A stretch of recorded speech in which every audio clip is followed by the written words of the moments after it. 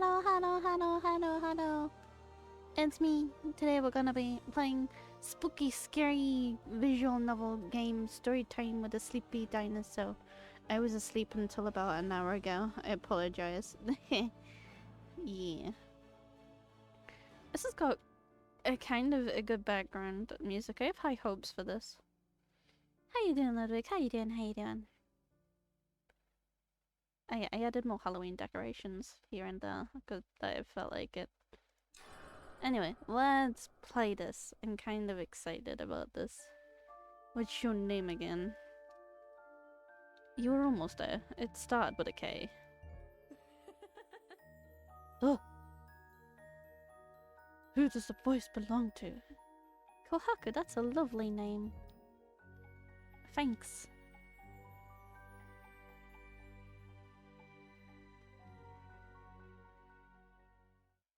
It's kinda loud for me though. Hey, Kohaku, move! No. My neurons are very slowly kicking in, like a rusty machine getting greased by motor oil. Hi, 3PO, how you doing? Huh? I look up with still sleepy eyes towards the origin of this pleasant morning greeting and notice Dan's cocky grin. Wow. Hehe, I like his shirt. I'm enjoying it. I literally just started, but I'm enjoying it already. Might turn it down a touch though. It's fucking loud. Let's just stick it on 69 for shits and giggles. There we go. And now we may continue. Wes, his loyal minion, is standing right next to him. Wes! I'm sorry, I've been watching far too much Nailed It on Netflix. You're really not a morning person. Even worse than me. Yup. I feel like I've been jolted awake from a particularly heavy sleep. Yeah, so was I. My mum walked through the door and she was like, Kohaku, wake up! I was like, Like every night, I didn't go to bed until I exhausted all the distractions available to a broke student. Ha, I'm not broke anymore. A well-rounded mix of TV shows, video games, and procrastination on social media. And like every morning, I promise myself to go to bed as soon as I get home. That scared me. Suddenly I feel a hand on my shoulders that abruptly pulls me out of my daydreaming. Man, you really are out of it today. No, I just what exactly? Unable to finish my sentence, I gently massaged my aching temples. You were with Emma, right? It's been what, 6 years? What? No, it's been 2. 2 years now, that's a long-term relationship. Really? Clearly I've been doing the dating thing wrong. Come on, you must have hit 2 years of cumulative relationships long ago. But with more than 10 girls. How's my favourite back? Hey, I'm just looking for the perfect girl. I answer with a particularly loud yawn. Yeah, if you say so, but what the hell are you doing at school this early? I'm a new man, bro. Time for a quick smoke and then I'm gonna be sitting in the front row. Wes bursts out laughing, revealing perfectly aligned little pointy teeth. What about you? You decided to rebuild your life too? Wes' smile suddenly fades and his face turns pale. Well, he's not really a model of self-confidence. Did you not hear? We have a new professor this morning. His sentence hangs in the air. So what? You don't get it, Kohaku. This new professor, I hear she's absolutely... Kohaku! A familiar voice, soft and melodious, Jesus Christ. English, I swear to God. It reaches my ears. Oh, this is Emma? Oh, this is who we're dating? Oh, damn. Kinda hoped it was gonna be the purple-haired one. Oh well. Time to ditch your ass. Emma stands right behind us, looking puzzled. Guys, why are you blocking the entrance? Dan slaps me on the back, near knocking the wind out of me. Look, here's your sweetheart. I jostle Dan slightly to get closer to Emma and put a shy arm around her shoulders. Hey Emma, you okay? Emma smiles at me and places a light kiss on my lips, which has a way of triggering a small wave of heat that radiates down my belly. Sure, that's the only place it's radiating. Uh-huh. I'm not really the romantic type, but this girl has brought out feelings in me that were previously totally unknown to me. Dan was telling me about the new professor we're having this morning, apparently. Emma looks at me with a surprised expression. I have no idea. I'm going into this blind. I'm just told it is spooky. But judging by the title, I'm guessing our new teacher is going to be the hot lady from the front of the game. And I'm gonna guess she's also a witch. That comes out at midnight. Oh right, you heard it too? I remain slightly puzzled. Is this such big news? A new professor? Ha, a normal answer at last. Look kids, it's time to go take a smoke outside and talk about a topic of the utmost importance. He turns abruptly to Wes. Wes, go get seats at the back for us. I want to sleep peacefully as soon as the new professor starts spouting off her lecture. With a shifty look on his face, Wes nods and quickly leaves for the auditorium. With an arm still around Emma, I follow Dan to the park without much enthusiasm. What is it with everyone and this new professor? Is it someone famous? No, even better, she's hot.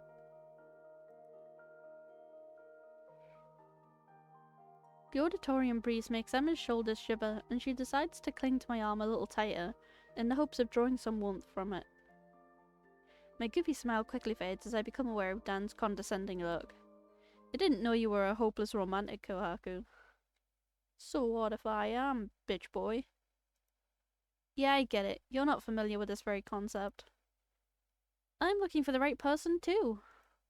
I mean, if Jessica decided one day to... Who knows, after all? I would just need a stroke to fall into your arms. Well, I turn my head to the newcomer. Jessica, the most popular girl of the class. The sunlight slides over her incredibly red long hair. Many heads turn when she walks around the campus. I don't think she has many female friends. I feel Emma's fingers tighten on my arm, and I notice a slightly uneasy look on her face. She and Jessica don't really get along very well, to say the least. Jessica, I was just waiting for you to come and brighten up this dreary morning. Don't even dream about it, Dan. Oh, damn, that's cold. Hello, Momo, how you doing? Dan bursts out laughing. The two of them actually get along pretty well. I don't think there's any hint of romance between them, but who knows? Anyway, what's this about this new professor? What's so interesting about her? Yeah, I feel like she's all anyone's talking about. Is this really a big thing? A new professor? Just what I'm thinking, finally. Ooh, nice. What you drawing for Inktober?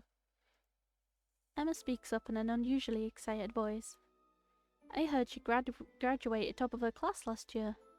She was so good that the university agreed to hire her as an assistant professor, even though she's barely older than us.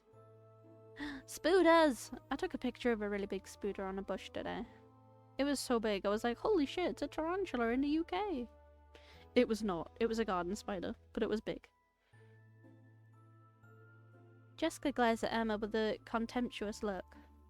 She's probably your spirit animal, right, Miss Perfect? Emma cowers in on herself, as if she's been slapped. I have to step in. Hey Jessica, I know your grass-based diet must be such a pain on a daily basis, but you don't need to lash out onto others. Oof. Jessica strides down towards me in a way that's both graceful and intimidating. Her haughty hair and amber eyes seem capable of setting the surrounding air ablaze at any moment. I may have gone a bit too far. You were all happy to know that your underwear sits right next to Miss Perfect's bed 3 times a week, but you really need to get your feet back on the ground. What now? Sorry, my lady. This girl is scary. I wonder who'd be crazy enough to chase after her. Chill, Jess. You know Kohaku is the white knight type, just defending his damsel in distress. There are damsels in distress that would be better off thrown to the dragon. An unusual silence sets in. I don't understand the animosity between Jessica and Emma.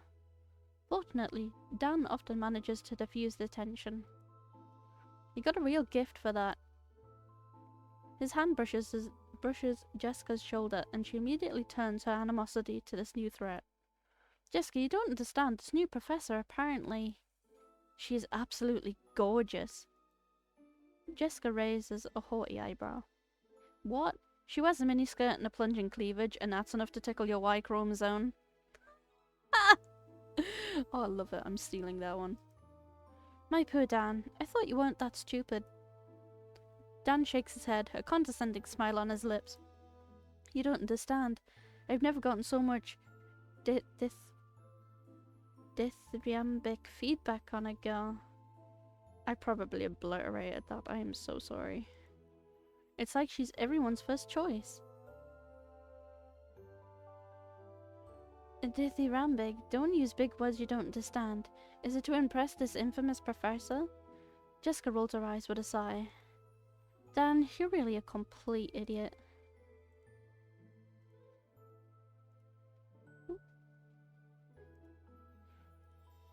Jessica gives Emma one last contemptuous look, then heads towards the main building. Kohaku, I think it's time to go.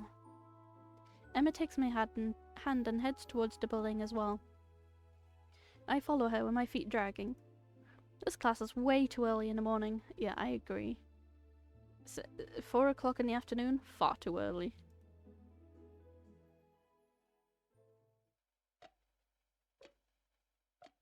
Tick tock, it's 9 a.m. I walk into the half-empty auditorium with Emma still holding my hand. Looks like not everyone is planning to attend this morning lecture. Let's sit over there. As usual, Emma sits at one of the top middle rows, a very reasonable distance from the board. How long does this class last again? 3 hours, I think. I stare at her unblinkingly for far too long to hide my dismay. Over the whole week? A small, crystal charming laugh escapes Emma's thin lips as she quickly kisses me. Stop being so silly. Social studies is one of my favourite subjects. Yeah, me too. One of my favourites to skip. Emma grabs my arm with a particularly adorable expression. Kohaku, I love you.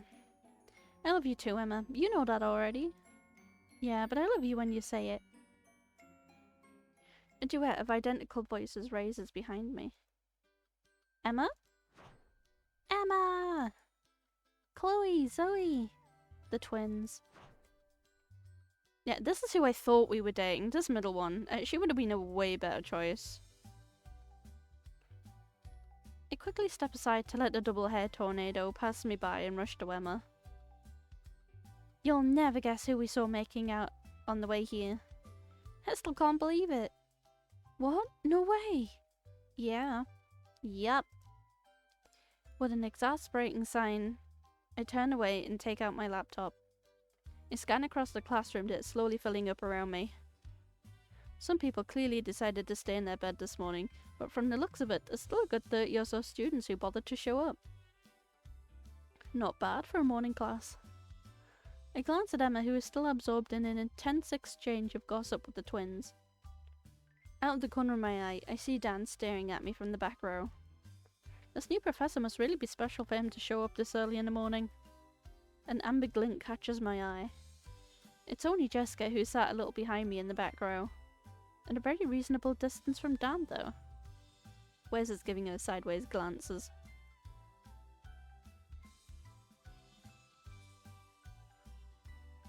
Wait, is this lady on the shirt meant to be her? Maybe not.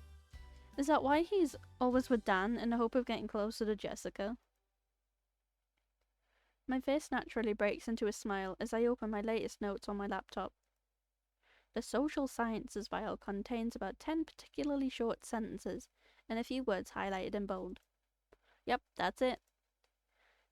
Let's say that I'm desperately relying on Emma's notes. When are the midterms again? A slight nudge pulls me at my thoughts. Kohaku, look! She's not the only one who looks stunned. It seems like the whole class is hypnotized by what exactly? My eyes swerve towards the front of the class. Holy shit, she's beautiful. The newcomer is sitting on the lecture desk in the most natural way.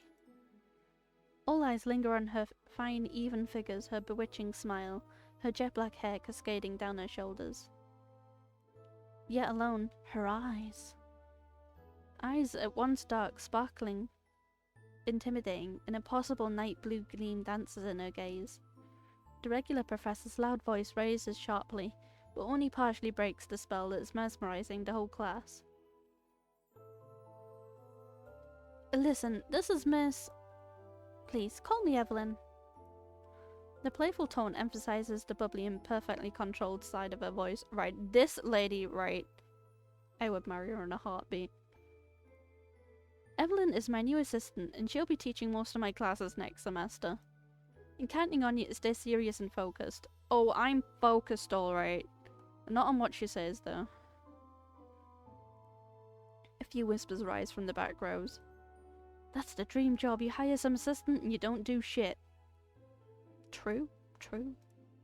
How do you become a professor? Please, quiet in the back. Good. I count on you to welcome Evelyn and show her the full extent of your capabilities. For those who have any. Shade from the professor. The professor punctuates his last remark with a glance in the direction of Dan, who grins with all his teeth. I wish you all a good day, and good luck to you, Evelyn. That was a loud door. Why was the door so loud? The sound of the door slamming shut tells me that the professor has left the room. No shit. Really? It's only Evelyn and us now. She is beautiful. Hello, everyone. Good morning, madam. Hey. A collective murmur rises from the rows of the room in greeting to the new arrival. Like I said, you can call me Evelyn, but please don't call me madam. I'm barely older than you. A light laugh escapes her lips and echoes off the large walls of the auditorium. I graduated last year, so I was a student like you until very recently. I hope we can bond to learn better together. I'm still very new to the job, so I'm counting on your goodwill. The muffled echo of male voices erupts from the four corners of the auditorium.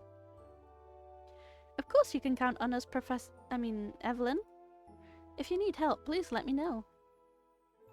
Her amused eyes roam the auditorium and scrumptiously probe each row. The room looks a little empty to me, but I think all the important people are here. What? Is this a subtle way of saying she's going to take attendance? For a morning lecture? That would be unheard of. Evelyn comes down from the lecture desk with a small light hop. Well, I think it's time for us to start class. And just to start on the right foot, by the way, what class am I supposed to teach you? Even Emma is left speechless. No one expected her to say that. Evelyn seems to revel in everyone's surprise. This is a social studies class. A large smile appears on Evelyn's face. Social studies? Wonderful, that's my favourite class. Just like Emma. Oh boy. They're gonna have so much bonding time. The new professor's gaze finally swivels to me? You handsome, what's your name? Why do questions always come to me, regardless of the professor? I'm Kohaku, madam. Evelyn. Kohaku, could you please tell me where you were in the course?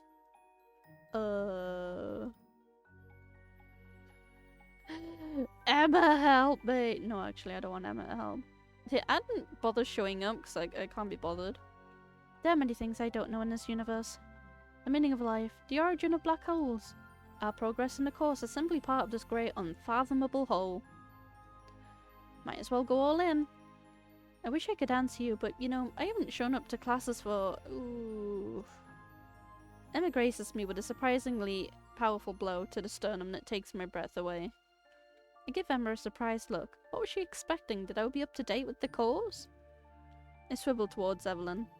Well, Kohaku, you're lucky I'm lucky you decided to show up today. I'm sure you won't regret getting up this morning. Whew. She could say that to me anytime. Huh? Who can help Kohaku remember where you were? We were on comprehensive sociology. Evelyn quickly claps her hands, looking visibly excited. The analysis of the social world. Fantastic! Social relationships, right? Domination, power, differentiation. I nod without understanding a word she just said. I really need to start studying for real, or else Emma is going to yell at me again. Her cold look confirms my fears. She looks quite upset. Sorry, Emma. Thanks for helping me. Perfect, let's start the class. I'm counting on you all to behave. yeah, like that's gonna happen.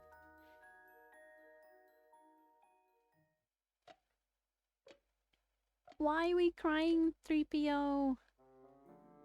No cry. Just stories with a sleepy dino. Stumbling over English, 'cause English hard. Emma was right. Evelyn is quite brilliant. Despite her visible lack of preparation for this specific class, she's been talking about comprehensive sociology for over 5 minutes with particular insight and sense of expertise.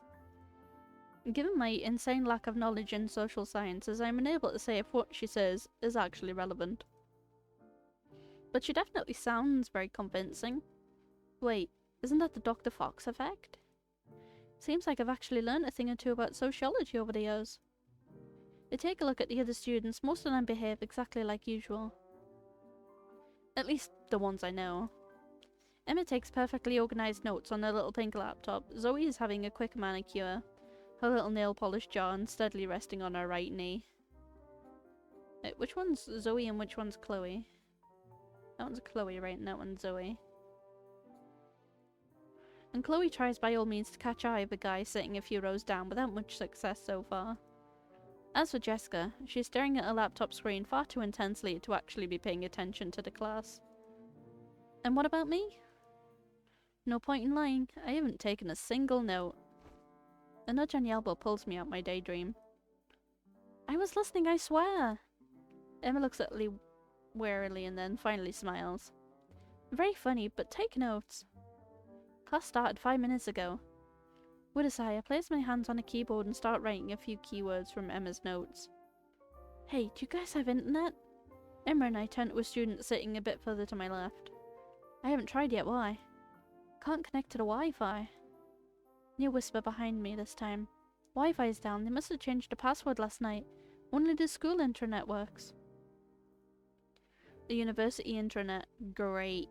Aside from the fascinating articles about the discovery of electricity and the biography of the college dean, this thing's as empty as my fridge on a weeknight. Yuppie. Hey, log on to the internet chat, everyone's trolling. I mean, with social networks and mobile phones, this kind of thing is literally useless. But now, since we don't have the actual internet anymore, I find the address in a few clicks and managed to log into the chat room. The messages are flooding. I opened a small tab listing the people logged in. There's almost 30 people. Seriously, nobody can crack this new Wi-Fi password. It sucks so much. 2 cents, I'm gonna hydrate.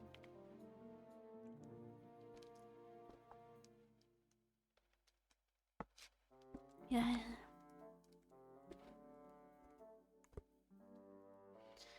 When did they even change it? It was working just fine yesterday. I love their names. So fucking bored. Why so serious? I got no signal on my phone.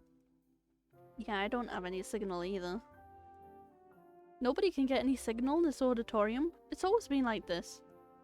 But why? This auditorium was built with new materials that are more insulating, but that also prevent any mobile signal. Oh man. Where's the wizard?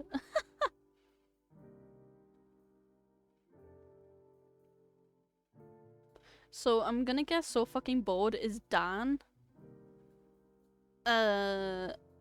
Pink Lady must be one of the twins. Wes is obviously Wes.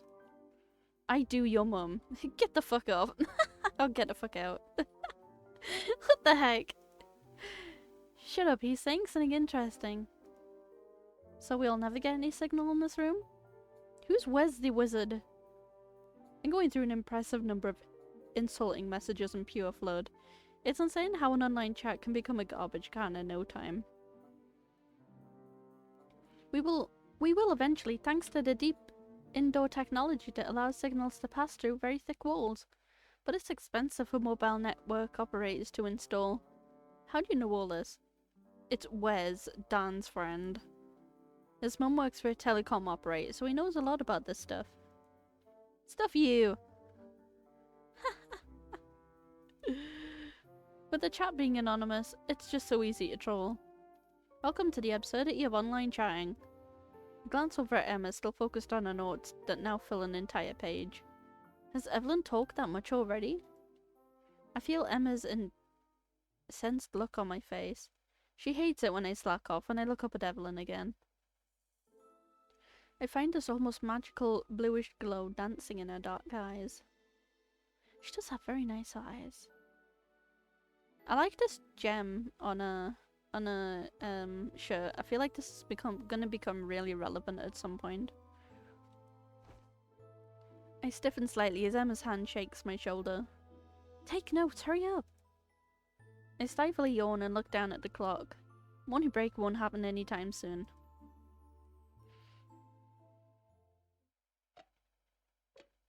Tick, tock, tick, tock. We are done with this chapter. I hope it wasn't too boring. An unusual rising tide of voices spreads through the rows. That was perfect, Evelyn. Keep talking, please. Could you please repeat the last part? Thank you, you're all so kind. But I've talked too much. Now it's question time. What do you mean, questions? Wait, I didn't pay attention. Yeah, me neither. Who can tell me what the Barnum effect is? A few hands go up, including Emma's and Dan's. You, next to Kohaku. Emma straightens up slightly in her chair. It's the principle used for personality tests or horoscopes. People are flattered by a speech that valorizes them, which leads them to find inaccurate comments about their own personality relevant. Evelyn quickly claps both hands. Excellent, that's exactly right. What's your name? Emma hesitates for a moment, surprised by this teacher's unusual familiarity with her students. Emma. That's perfect, Emma. Read any personality test, you'll always find a subtle mix of flattery and statements generic enough to fit the majority. Once convinced that the test results represent who you are, you would become more likely to accept completely false statements about your own personality. This is the power of the Barnum effect. Evelyn, you are the best professor in the world. Evelyn bursts into a crystalline laugh. Sorry, but flattery needs to work at least a little bit subtly, otherwise it doesn't work. Let's see, who can tell me about the bystander effect? It's a classic that you've already faced in real life. Hands go up again. No, it's always the same people answering. I'll pick someone this time. Oh, it's gonna be me, isn't it? For fuck's sake. She moves slowly across the stage in search of her prey, one hand brushing the desk as she continues to walk. You over there, what's your name? Lucas, ma'am. Evelyn? The guy named Lucas, I've probably talked to him twice in my life, is casually sitting in an obvious attempt to appear cool and relaxed. So, Lucas, do you know what the bystander effect is? Lucas' smile widens. It's when you're a bystander to a significant event that you're able to replicate afterwards with accuracy. For example, I was able to date very talented girls. As a result, I can now pull off some amazing tricks. He concludes his answer with a wink that he probably believes to be the most charming in the world. It was a dorky, vulgar, and probably off topic. What a douche. That is great. I shall hydrate. You need to hydrate too, and rest.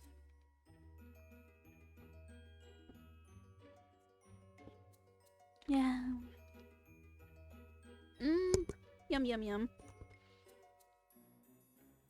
You'll bet. He'll be lucky if he just gets kicked out of class.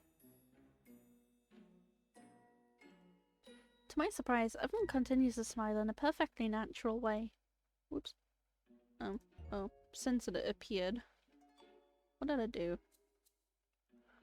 It does not surprise me after all. You look like you belong to the gifted type. Oh boy! We're just throwing casual shade in here. It's up to you to find out. Evelyn's smile widens. Oh, but I've already known better than anyone. Huh? Unfortunately, that wasn't the right answer. Oh! Oh dear god, that scared the shit out of me. A blinding flash of light fills the entire room for a split second, immediately followed by a dull crack. Did he just die? My eyes instinctively close at this sudden light assault. The classroom is now dead silent. Oh! Did she stab him? When I finally managed to open my eyes for good, I find myself facing a vision of horror. Well, this escalated fucking quickly. Jesus Christ. I'm sorry, it's been 31 fucking minutes. You wasted no time! Evelyn is elegantly seated on a table right in front of Lucas, smiling. Terrifying. In front of her, Lucas stares dazedly at the long blue spear that crosses his chest. There is blood absolutely everywhere. The eyes widened. Lucas tried to articulate some words, but only a bubble of blood springs from his lips and splashes a little, more his completely soiled clothes. The blue spear seems to glow with a supernatural and devious gleam, as if animated by a will of its own. Oh, holy shit, it didn't just go in, it went through! My god. Evelyn keeps her eyes riveted on Lucas's face, whose life is rapidly slipping away. It feels like time stays frozen for an eternity. My brain, unable to process the images I'm witnessing, can no longer reason rationally. Shit. Lucas covered in blood. Evelyn, the magic spear. I'm dreaming. A nightmare? No, that's impossible. I barely manage to hear the scream that tears through the surrounding silence. The only one voiced is a scream, really. I want to hear this lady's voice. Help! Run! The paralysis that had gripped the entire room disappears all at once, as if by magic. Honestly, I thought that like she was just like showing us a vision and that it was all gonna be okay, but maybe it's not. A very large panic begins, with half the students taking cover under the tables, while the other half rushes to the door. The door located at the other end of the room, from my seat. Fuck. Emma turns to me, her face livid. I'm sorry, I can't take that face seriously. I'm not sure what it is about it, but I don't know. Without thinking, I pull her against me and tip backwards so that our bodies are under the table. The protection is purely symbolic, but what more can I do? Run? While my brain is screaming at me to think of a way to get the door, my gaze goes back to Evelyn. Still smiling, she gently caresses the handle of the spear without seemingly in the least disturbed by the agitation around her. Her medallion glows with the pulsing of the magic spear, which seems to be absorbing the life of our unfortunate victim. Didn't I say it would become relevant? Oh my, the face. It seems that Lucas is living his last moments. Oh boy. This escalated very quickly. What is going on? His face becomes more and more livid with each passing second, and his eyes take on a grey colour specific to dead corpses. Of course it does. A frightful nausea invades me. I pull Emma a little tighter against me and force her head to turn towards my chest, in a futile attempt to spare her from this macabre vision. Damn! In spite of the ambient rush, an unusual scream followed by a pestilential odour invades the room that silences all the other noises. As I try to find a proper vision angle without exposing myself unnecessarily, I manage to see a flaming mass collapsing on the floor just in front of the door. Don't tell me. Another student? Oh boy. Mass murder in the morning. My favourite! No! The door is trapped! The students amassed near the door are all caught up in a primal panic. A tremendous stampede ensues, the crowd divided by the desire to get as far away as possible from the two corpses, that of Lucas and another unfortunate soul who was burnt alive. Evelyn's bubbly voice rises from the centre stage as if she had teleported again from the back rows to where Lucas's corpse still lies. No, the class isn't over! At these words, all the students froze and a new icy silence invaded the room. Evelyn's sharp smile lights up her face, which strangely no longer bears any trace of Lucas's blood. If you don't hurry back to your seats, I'll have to punish you too. Punish me any time, please. I can't deny that face. After a few interminable seconds, the message finally sinks in. Clear as blood. Punishment is death. New panic sets in. Most of the students rush to the relative safety of the tables, while a handful remain motionless near the door, totally paralysed by fear. Evelyn gazes at the death row inmates with a delighted expression. Oh, bad students. One of the 3 students still standing faints, her face maddened. The second lays eyes on the totally charred corpse, then bends over to vomit profusely. The third, his limbs shaking all over, seems to have completely lost the control of his own body. Evelyn slowly approaches the door, her eyes riveted on the 2 girls on the ground. Poor thing, she's fainted. What kind of teacher would I be if I punished a student with anemia? That is a hot laugh. Her light-hearted laughter is in total contrast to the seriousness of the situation. As for her, Evelyn takes a small step to the side to avoid the puddle of vomit. I'm so sorry, but eating in class is forbidden. That's how you mess up the room. With a nonchalant gesture, she extends 2 fingers in the direction of the unfortunate girl, still on her knees, and agitated by sporadic retching. Bam. A new flash of light, blue this time. The student collapses totally on her vomit and a big spray of blood. Oh boy. Oh my, look at how dirty she is. I hate dirty people. The last student still standing tries to move away, but his legs seem to no longer obey the movements, intimidated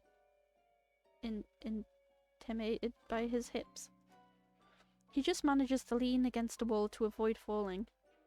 Evelyn raises her eyes full of malice in his direction. Why aren't you sitting in your seat? The class has started already, right? The unfortunate guy opens his mouth like a fish out of water and painfully manages to squeeze a few words. I is not a valid answer. Sorry. Evelyn gives him a ravaging little wink, then quickly waves her left hand in his direction.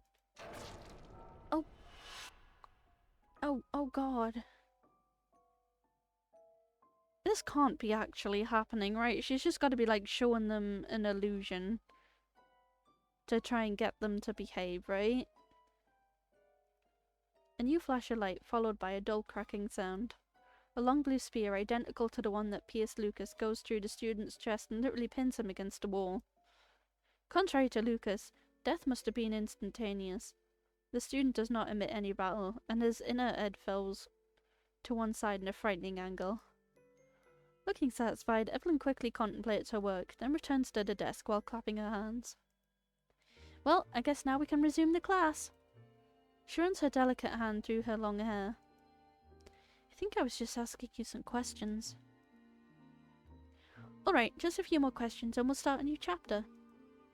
Let's see. Evelyn sweeps the room with her eyes. All the students have taken shelter under the table, just like Emma and me. A perfectly useless shelter, in as such as the underside of the tables is visible from the board. It's going to be difficult for you to take notes crouching like that on the floor. Despite her enchanting smile, an evil glint gleams in her eyes as she opens her mouth again. If you don't take notes, I'll have to consider you absent. The signal is clear. Obey or die. The students slowly stand up and reluctantly sit back in their seats in dead silence. Oh boy, look at her face! I like this woman. She's cool, I like this one. Despite my heart beating way too fast, I take the risk of standing up, Emma still in my arms. My will is close to breaking when Emma raises her big doe eyes to me filled with tears. Emma, trust me. My voice is only a whisper, but she nods and lets my arm guide her. I sit her back down in a seat right next to mine, then sit down as well. Her morbidly livid face doesn't let me forget the nausea rumbling deep in my gut. This is a nightmare, a pure nightmare. I slowly turn my head towards Evelyn, praying not to meet her eyes. And with a big smile on her face, she is making sure that everyone is seated properly. A particularly sickening smell of burning flesh finally reaches my nostrils. I glance at the black carcass laying on the floor near the door. Just imagining that it's the corpse of another human being makes me want to regurgitate the contents of my stomach. Is there even anything in there? No way. Magic. Magic doesn't exist. There is no such thing as teachers killing students in a classroom. Not in my life. Not in my very average, very basic student life. That's impossible. Emma's small hand squeezes mine. Despite her shaking, the touch of her soft skin manages to calm my emotions slightly. Enough to bring me back to my senses. I need to be rational, control my emotions, survive. Adapt. Overcome. Survive. We must survive. Evelyn can kill us in the blink of an eye. She's using magic or a superpowered weapon from the future or whatever. It doesn't matter. The fact is simple, we are totally powerless against it. So we have to trick it, to understand her motives, the rules that underlie her morbid game. Turn them against her, like in a video game. Oh, how ironic. This is a video game, though. I close my eyes to try to concentrate more, without success. Don't be an idiot, this isn't a video game. There are no rules, no solutions. Oh, are you telling me this is a video game? There are rules, there are solutions. Am I gonna have to use my brain? I don't want to use my brain.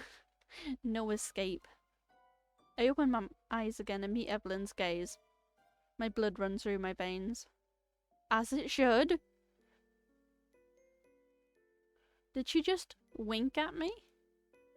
Her attention immediately shifts to the other side of the room, but the uneasy feeling persists. Am I next? My swallowing becomes very difficult, as if my throat has become totally knotted. I'm going to die, like Lucas, like the others. We're all going to die. My eyes freeze on the door of the room, the only way we can escape. The only way to survive.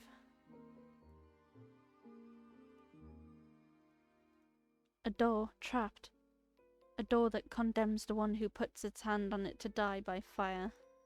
My breath is getting shorter and shorter as I curl up slightly in my seat. We can't get out anymore. Trapped. Condemned. Is everyone seated? Good, let's get back to the questions.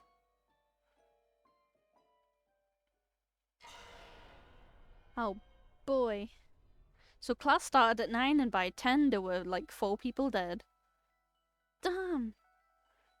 I have a feeling you're not in a very talkative mood, so I guess I'll have to pick someone again. Evelyn slowly ascends the central staircase, her hand gently brushing the surface of the tables as she moves. The students closest to her passage cower in vain, hoping to become invisible. Oopsies. All the while avoiding moving too much as not to attract the attention of our tormentor. As Evelyn passes by our row, Emma leans slightly towards me to get as far away from her as possible, a look of terror on her face. I force my gaze to stay focused in front of me despite the fear of being hit by a magical projectile from the stairs to my right. A barely audible sigh of relief escapes my lips as I hear Evelyn's footsteps move away from us. She stops a few rows up, both of her hands patting the table in the unlucky row with an impatient look. Tell me, what's your name?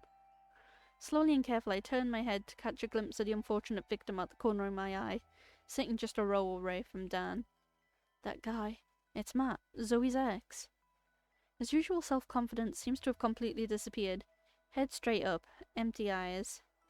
He is unable to meet the glance of Evelyn. Yeah, she's really cute, but she's murderous. Not even answered a question asked. Matt lets out a slight cry when Evelyn starts to move, convinced of his imminent death. To my surprise, she simply sits down in the seat next to him and leans her face towards him. Matt keeps his head turned towards the wall, as if paralysed by fear.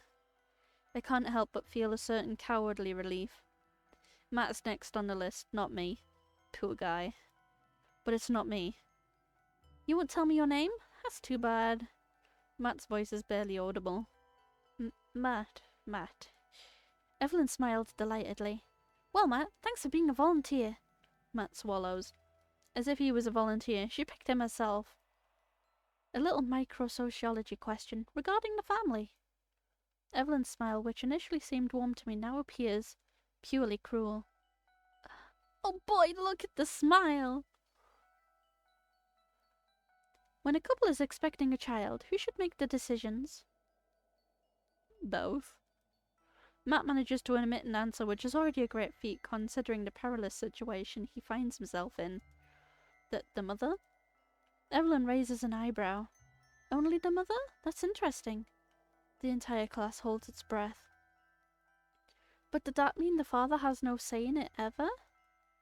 Face dripping with sweat, Matt answers in a surprisingly firm voice. Both. It's both. Yeah, that's what I said. Oh boy, am I wrong? Ah, both. That's very interesting. Evelyn's smile grows more and more crooked. But you can't change your afterwards. It's like cheating. Matt abruptly turns to Evelyn, perpetual panic in his eyes. Wait, Oh boy. Oh boy. He did. She just gone and killed him. A short dagger adorned with the Kabbalistic engravings springs from Evelyn's outstretched hand and comes crashing down Matt's throat with a particularly sickening sound. The latter hopelessly brings his hands to his throat, blood spurting out everywhere. He ends up collapsing against a table in a frightful rattle. Evelyn contemplates her macabre work with a satisfied air, her medallion sparkling of a blue supernatural glare. Oh boy. Few howls echo through the room. I squeeze Emma's hand tightly, hoping that she will manage to suppress any sound. The last thing we need right now is to attract Evelyn's attention. I think we can stop the question part for now. Her perky look is perfectly surreal considering the murder she just committed in cold blood. This woman is evil, but I like her. A witch. She's a witch. She's the Midnight Witch. I'm sorry. I had to. Roll credits. Powerful. Cruel. I hope you'll listen more carefully from now on, otherwise you'll keep giving me the wrong answers. Evelyn quickly walks back down the stairs towards the board and turns back to the class. I expect you all to take notes seriously. I can't believe it. Is she going to resume the class like nothing happened? You better believe it. Now, let's talk about microsociology. Without the slightest regard for the various corpses littering the room, Evelyn begins to recite a sociology lecture before the simultaneously frightened and bewildered eyes of the still living students. I feel like you're completely asleep this morning. Come on, take notes. All the students are now aware that each of her recommendations carries with it a threat of imminent death. As a result, I hear a number of hands timidly tapping on keyboards, beginning with Emma's, on whose face I read deep terror. With a pleading look, she tells me to imitate her to avoid the witch's wrath. The witch who killed Lucas, and Matt, and the one who will probably kill us all by the end of the day. Well, your class is only 3 hours and you've gotten, what, 2.5 out the way? Or 1.5. With trembling hands, I barely manage to unlock my laptop. The chat window appears before me, flooded with new messages. She uses magic? This is a nightmare. I'm having a nightmare. I just want to wake up. I'm in a nightmare. No, really? We're all in a nightmare. There's no such thing as magic. That's impossible. She's a witch. Stuff you or fucking die. Not human. Fuck shit up. These usernames are great. She can kill us with just one look. I still can't get a signal. Someone call 911. Oh, is this set in America? I always assume anime is set in Japan. We still don't have internet. It's because of her. It's her magic. We're all gonna die. She killed Matt. I'm about to throw up, but she'll kill me if she hears me. We can kill her if we all go together. Who's with me? We're all gonna die, idiot. She's using magic. We can't do anything. I don't want to die. Please, save me, please, please. Focus. There's gotta be a way out of this. Dan womanizer. That's great. Yeah, let's go and kill her. She won't have time to get us all. If she's using magic, yes, she does. I don't want to die. You try that on your own. I'm sitting next to Lucas. The smell is unbearable. Please help me. Save me, please. My parents are rich. Please save me. We're all in this together, you moron. Calm down. We'll come up with a plan. We need to exchange the answers to the questions on this chat so we don't die. We're all gonna die anyway. Everybody sit still or you'll die. You just have to sit there and pretend to take notes. It's a divine punishment. It's because you're all sinners. Shut up! It's all your fault. You're a sinner too, so shut up. We're fucked. Yes, yes you are. A divine punishment. Maybe that's what it is after all. A loud vomit echoes around the room. The girl sitting next to Lucas's corpse has finally cracked. You take a quick look at Evelyn. She continues her lecture without caring about the sickening noise. And all those concepts bring us back to the decision, making a process that you should already be familiar with. Were you the one who was afraid you'd die if you threw up? She spared you. Maybe she kills randomly. She's a witch. She would kill anyone. I don't know. I mean, you know, that Lucas was a bit... Lucas was my friend. He was a huge asshole who abused girls. Oh boy. That's pure bullshit. This story, it was true? He's a sinner. Repent or you will all die. I've heard about this. Of course it's true. I know one of his victims. I heard he always uses the same method. He picks up a shy girl, comes to his room and he... But he doesn't necessarily imply that she didn't agree. I know a girl who didn't. He's the worst trash. He did several victims in his university, so this is no news. Oh, this is Jessica. Shut up, if that was true, they would have told the cops. No, that's why he picked shy, loner girls. It's much harder for them to go at the police. Besides, it's unbearable to tell anyone about the details. I also know a girl who was abused by Lucas. All the girls in our year know he's super dangerous. What about Zoe? Oh, Chloe, who's next? So true, that's why most of his victims are from other years. Lucas may have been an asshole, but how does this help us in any way? The witch is gonna kill us all. She's gonna start asking questions again very soon. Yeah, that witch is gonna kill us all like she killed Matt. I know Matt. He wasn't much of a saint either. Don't you dare say that Matt deserved to die. Matt was abusing girls. I've known him for years. He would never do that. I don't think he did that sort of thing, but I heard about a messed up story of him. He had a one-night stand with a girl who got pregnant, and he made her have an abortion. So what? Matt didn't do anything wrong. She made the decision to abort. Despite the visceral fear that refuses to leave my body, I try to concentrate on the last exchanges. Matt forced a girl he slept with to have an abortion. This reminds me of something. Yeah, me too, unfortunately. The memory of the exchange between Matt and Evelyn just before his death suddenly flashes back to me. When a couple is expecting a child, who should make the decisions? Oh boy! Evelyn, she asked Matt that question. A very specific question for Matt. Does that mean she knew?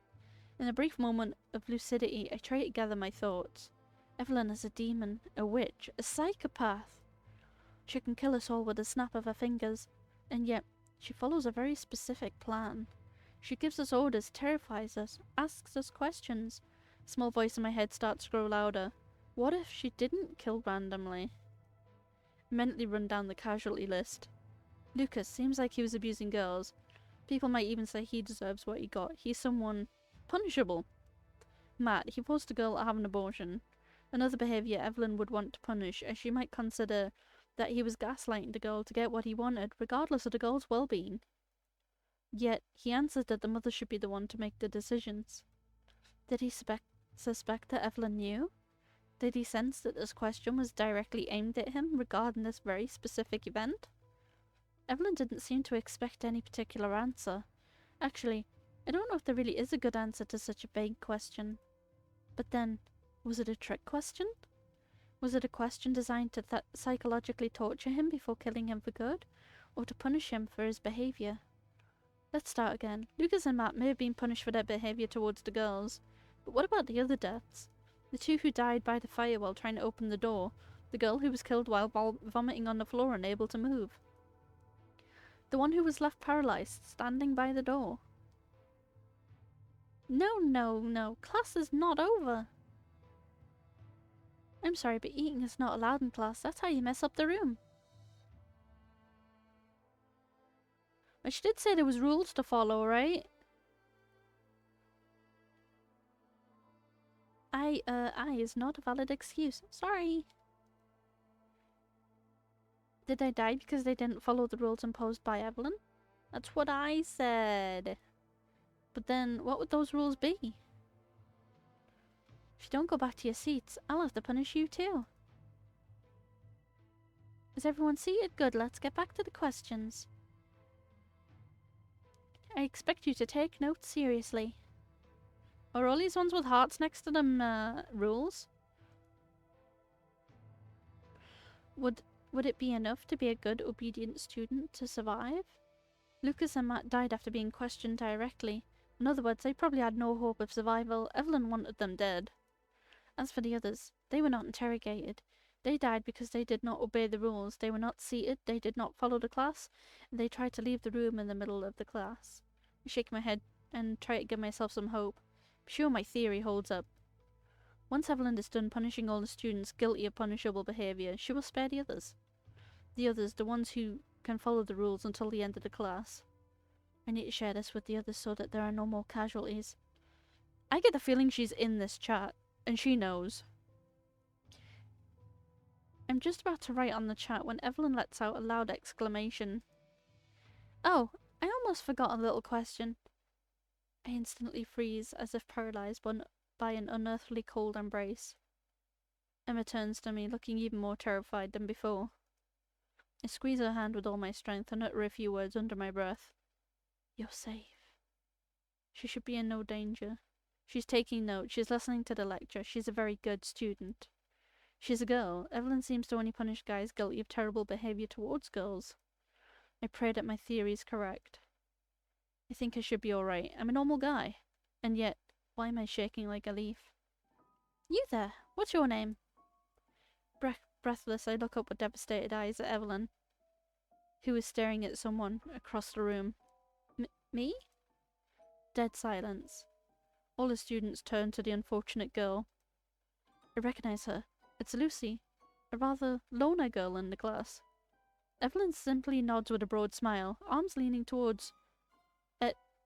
against her desk near the board. The brief relief of knowing I'm safe is immediately replaced by frustration at the inconsistency of the choice of the new victim. Why is she singling out a girl?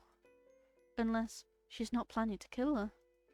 Maybe Evelyn just wants to use it to psychologically torture us into thinking she's going to kill everyone. Maybe she'll spare this girl and kill the next student she asks a question to. The next one. That could be me. Claire. My name is Claire. No, it's not. It's Lucy. Oh no, she don't like liars. She gonna die. I frown. What is she doing? Her name is Lucy. If Evelyn finds out, she's lying to her. Claire? That's a pretty name. Lucy's face is almost morbidly pale, but she manages to hold Evelyn's gaze without blinking. I've always thought the name we were given at birth is the starting point of a great injustice, since we don't choose it ourselves. What do you think, Claire? Oh boy. She knows. She knows! Oh god. She knows that Lucy lied to her. She knows everything. Lucy's doomed. She probably knows you're all using a chatting thing to chat to each other during class. Come on. Yeah, you're right. I'm always right. No need to mention it. Oh boy. Here we go. Evelyn's smile widens and then she bursts out laughing. I'm kidding. Of course, nobody's perfect. Lucy's face breaks down as Evelyn walks up the stairs towards the row where her new victim is sitting. This psychological torture is unbearable, including for us bystanders. Does Evelyn plan to kill her, or does she just want to terrorize her? Oh boy, is this like the bystander effect? Is she putting those effects into practice in her class? Oh shit, what was the first one? I forgot the first one already. I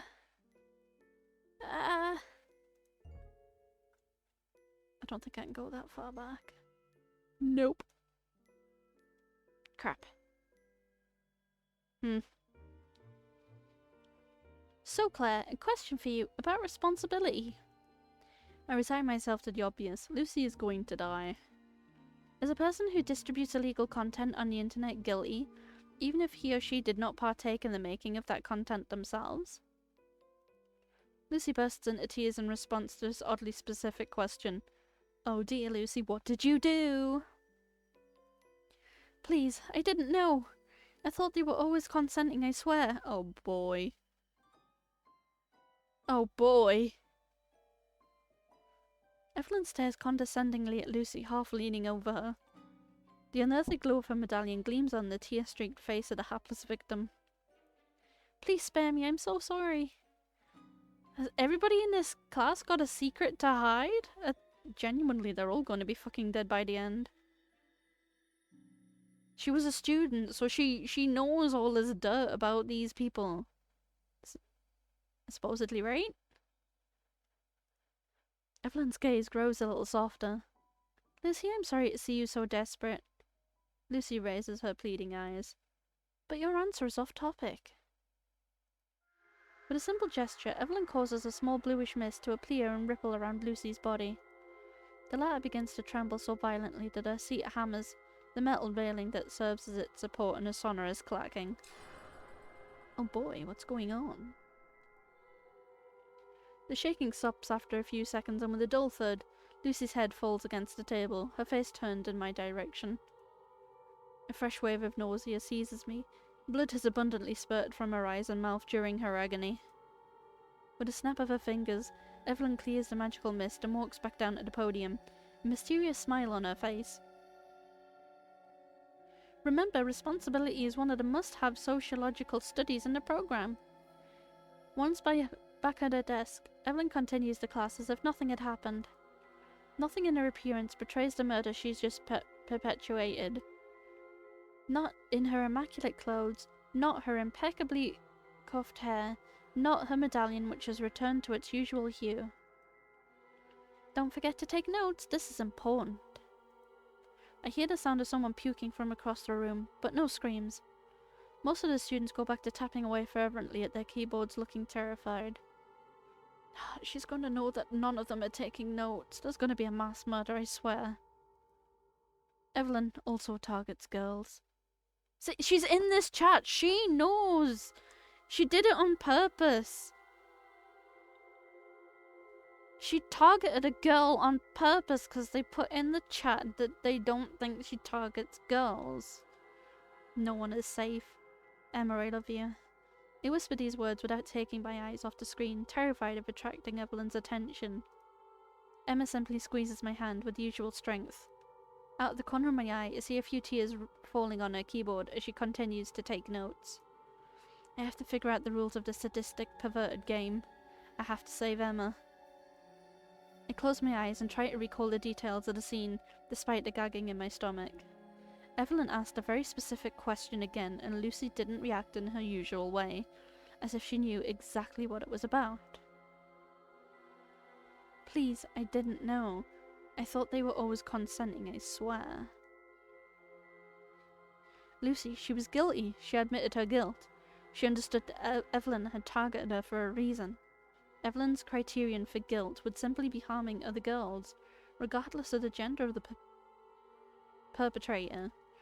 I log back into the chat room at full speed. I need to know more about Lucy's story. Does anyone know what Lucy was talking about? Who were the non-consenting people? We're all gonna die. She's a sinner too. Repent, everyone. Is this stuck in the Matrix? Is this the teacher? This guy seems to have lost his mind, but I feel like his sinner theory is somehow kinda right. I just need to confirm it with Lucy's story. It's just rumors, but I heard she was collecting sex tapes from some students and reselling them to porn websites. I guess in a lot of the cases the girls didn't even know they were being filmed. Oh yeah, bye. Well, I guess now if you've got any shit you want to admit to, now is probably a good time. I never checked online though. It's not a rumor, it's true. She even admitted to it herself.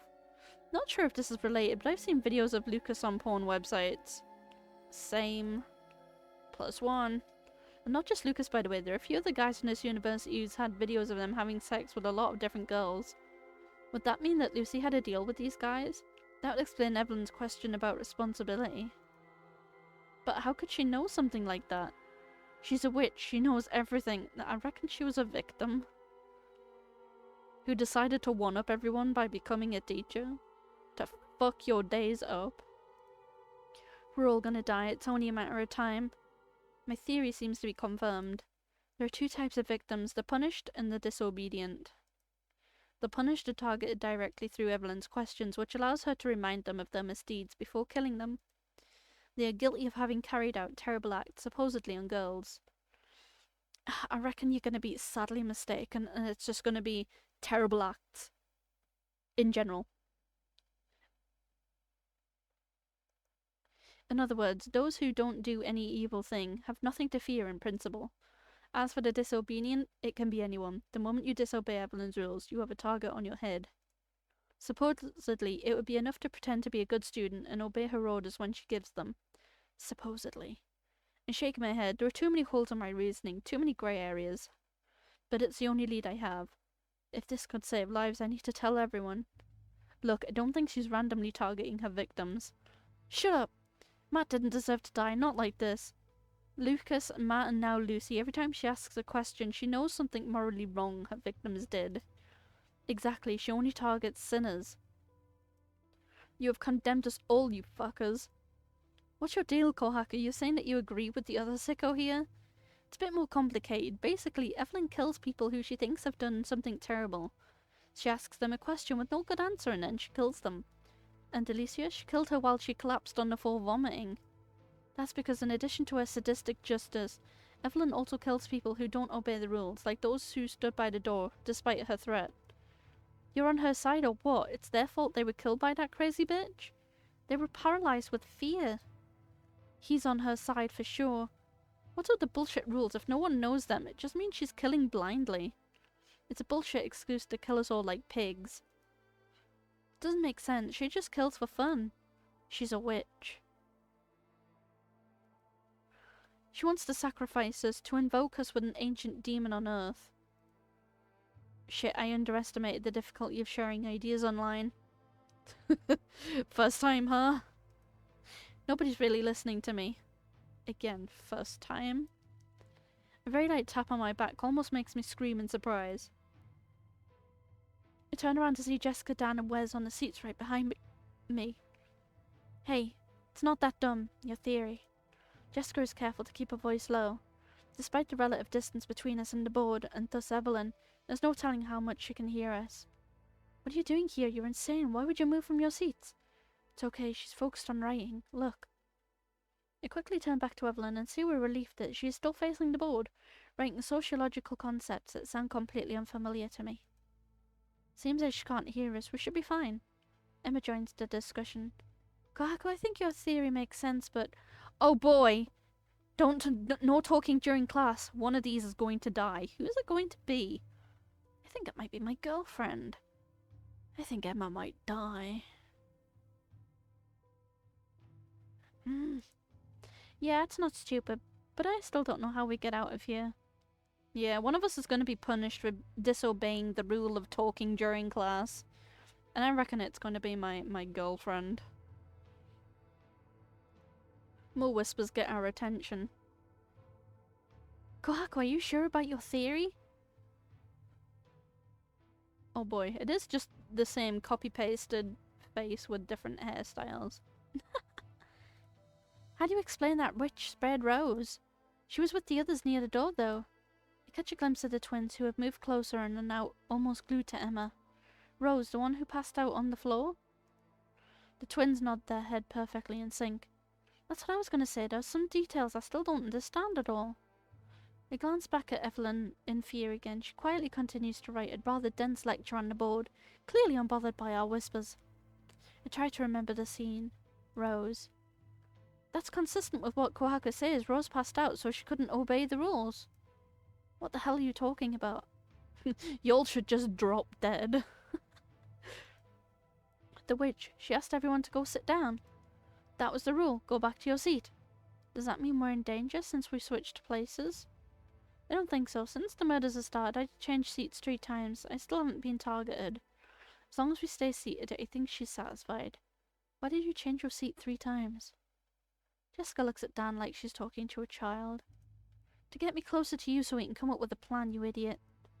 But to get back to Rose, that doesn't add up. She killed Alicia, who was throwing up. She couldn't get back to her seat either. The scene suddenly comes back to my mind. She made the classroom dirty. Poor thing, she fainted. What kind of teacher would I be if I punished a student with anemia? As for her, I'm sorry, but eating is not allowed in class. That's how you make the room dirty. The rule is to behave in class. Remember, she said she couldn't punish someone with anemia, so she couldn't kill Rose. She spares someone who has anemia, but punishes someone who can't control their gut when facing dead corpses? That's complete bullshit. She made it clear that no eating was allowed in class, even though she knew full well that Alicia was throwing up because of the situation and not because of her breakfast. Her reasoning is particularly sick for sure, but since then, there have been plenty of other students who threw up and are still alive. Jessica fixes Emma with an icy stare. They were in their seats, which was the main rule. Go back to your seats. That's completely twisted. If she was throwing up, she couldn't go back to her seat. Yeah, it just shows how sadistic she is. If you know you can't hold your guts in, you shouldn't have headed for the door. But Rose fainted. According to your twisted reasoning, she too should have stayed in her place if she knew she couldn't stand. I massage my aching temples. I don't know, maybe she sees anemia as potentially related to poor health, so something we don't choose. You don't choose to vomit. Maybe it's not so much a matter of affliction as of consequence. When you vomit, you're still conscious, even if moving is very delicate. She doesn't want to kill people who won't see death coming at them. She's the worst kind of sadist. She insists on following the rules normally imposed by a teacher. Well, she was eating in class. That's a rule break, right? I'm not saying it's worthy of death, but it's a rule break. A teacher? You thought she was a teacher? She's not here to teach us anything. She's here to kill. We all know that. Kohaku's theory is that she's playing teacher to catch us off guard with very simple rules of behavior that everyone knows but applied to a morbid supernatural situation. That way she's sure everyone will make mistakes. That disgustingly sadistic, but seems to fit her personality well. Exactly. Look, I don't know where her supernatural powers come from, nor do I know why we're stuck in a nightmare. However, I get the impression that she's trying to punish certain students guilty of behavior deemed harmful. Dan raises his voice slightly, despite the risks. What do you mean exactly? She's playing the vigilante, that's your theory? So all the guys who are not perfect have to die? Guys or girls, it seems. I don't care, you're saying I deserve to die? Oh boy. Dan, what did you do? Emma turns back to Evelyn, looking very concerned. Dan, I'm begging you, keep your voice down. Dan, we don't make the rules. I just feel like I have to bet my life on your bullshit theory is what we're saying. And you're safe because you're the nice little boyfriend of a nice little girl. Jessica slaps the back of his head. She for sure heard that. Ha! That face, though. We told you to shut up. And to stop freaking out. We're all in this together. Dan stares murderously at Jessica, but eventually regains his composure. We're just trying to figure out the Switch's motives to maybe save some lives. Nothing more. Dan looks unconvinced. Yeah, to save your lives. Wait, why are you convinced that Evelyn's gonna come after you? Don't tell me you did horrible things to a girl. Dan turns sharply to me. Of course not. I'm not a freak. Jessica raises her eyebrows. Of course not. I have principles. Good for you. But then, why do you feel so threatened? If she's indeed seeking revenge on anyone who has hurt a girl in the past, then...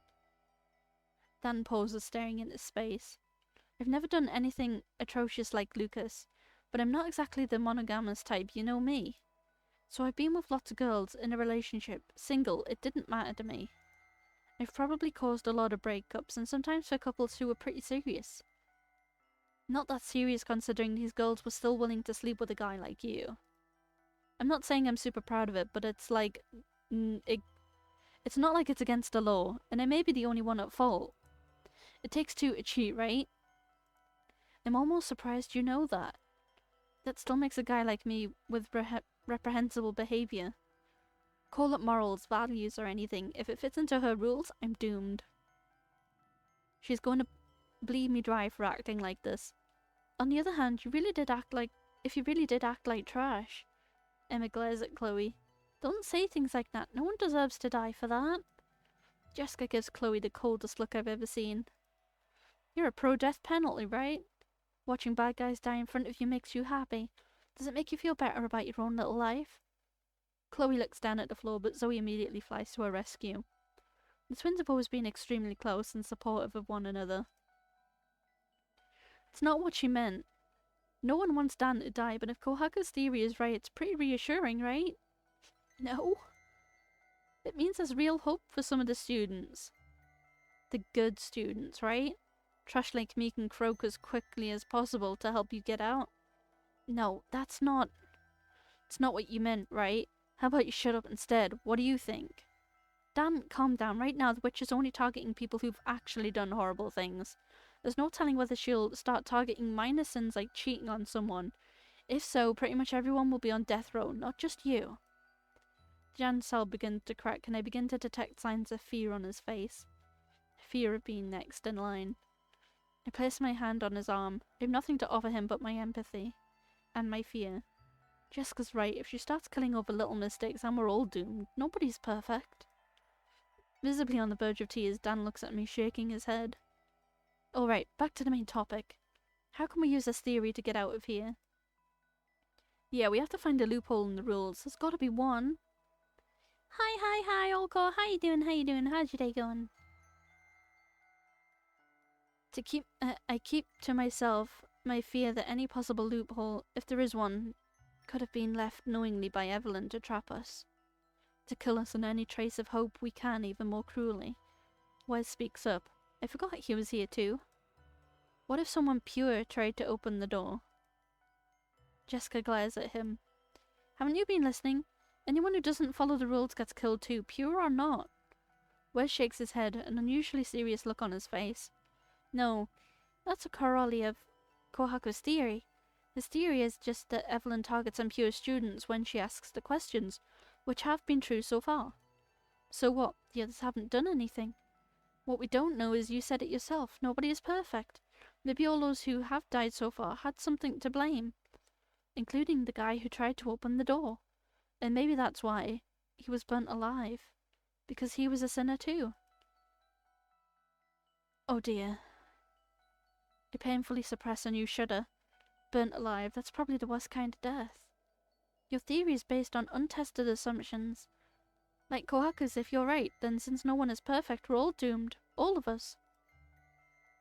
So we have nothing to lose by trying anything, including my theory. So what, we're gonna make Emma open the door? Little Miss Goody Two-Shoes who's never done anything wrong in her life?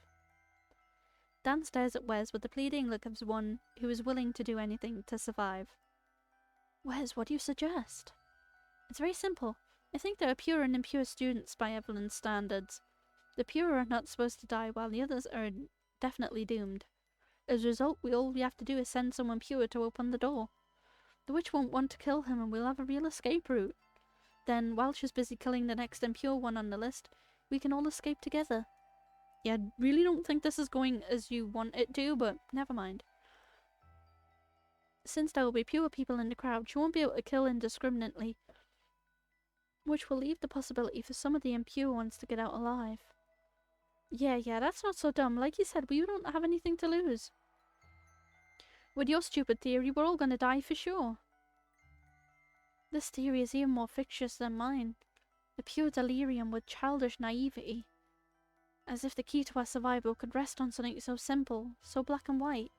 And yet, it's tempting to cling to the slightest hint of hope, however illusory and ridiculous. Nah, I don't like his plan. But maybe I should also save it.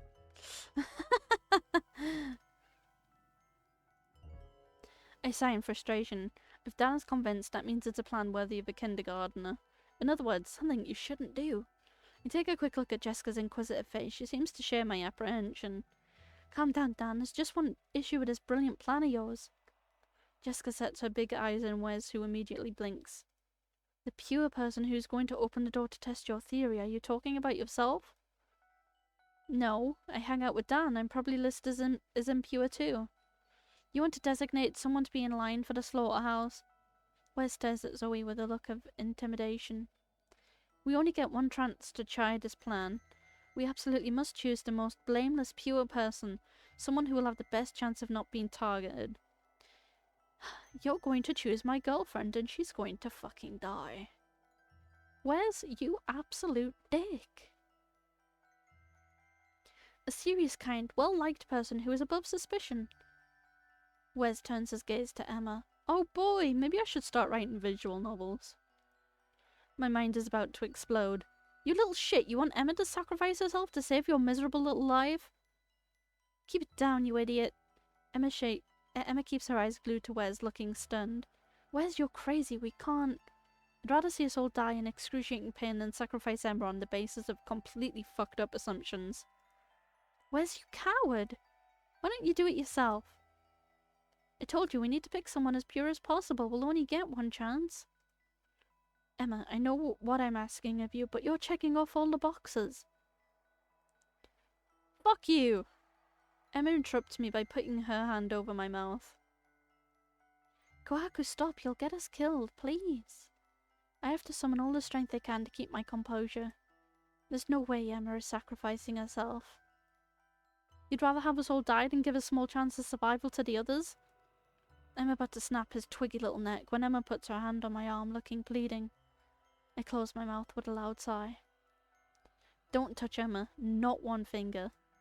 There's a long silence. The only sounds I hear are Evelyn's distant voice, still reciting the lecture, and the mechanical noise of the computer keyboards all around us. One of two things is gonna happen. She's gonna hear us talking and single out my girlfriend and kill her because she's the least rule breaker there is. Or my girlfriend is gonna go and touch the door and she's going to die. She's going either way. I don't have high hopes for you, I'm sorry. Yeah, I'm sure you're a lovely person, but I firmly believe you are here to be made an example of. You're not making it, okay?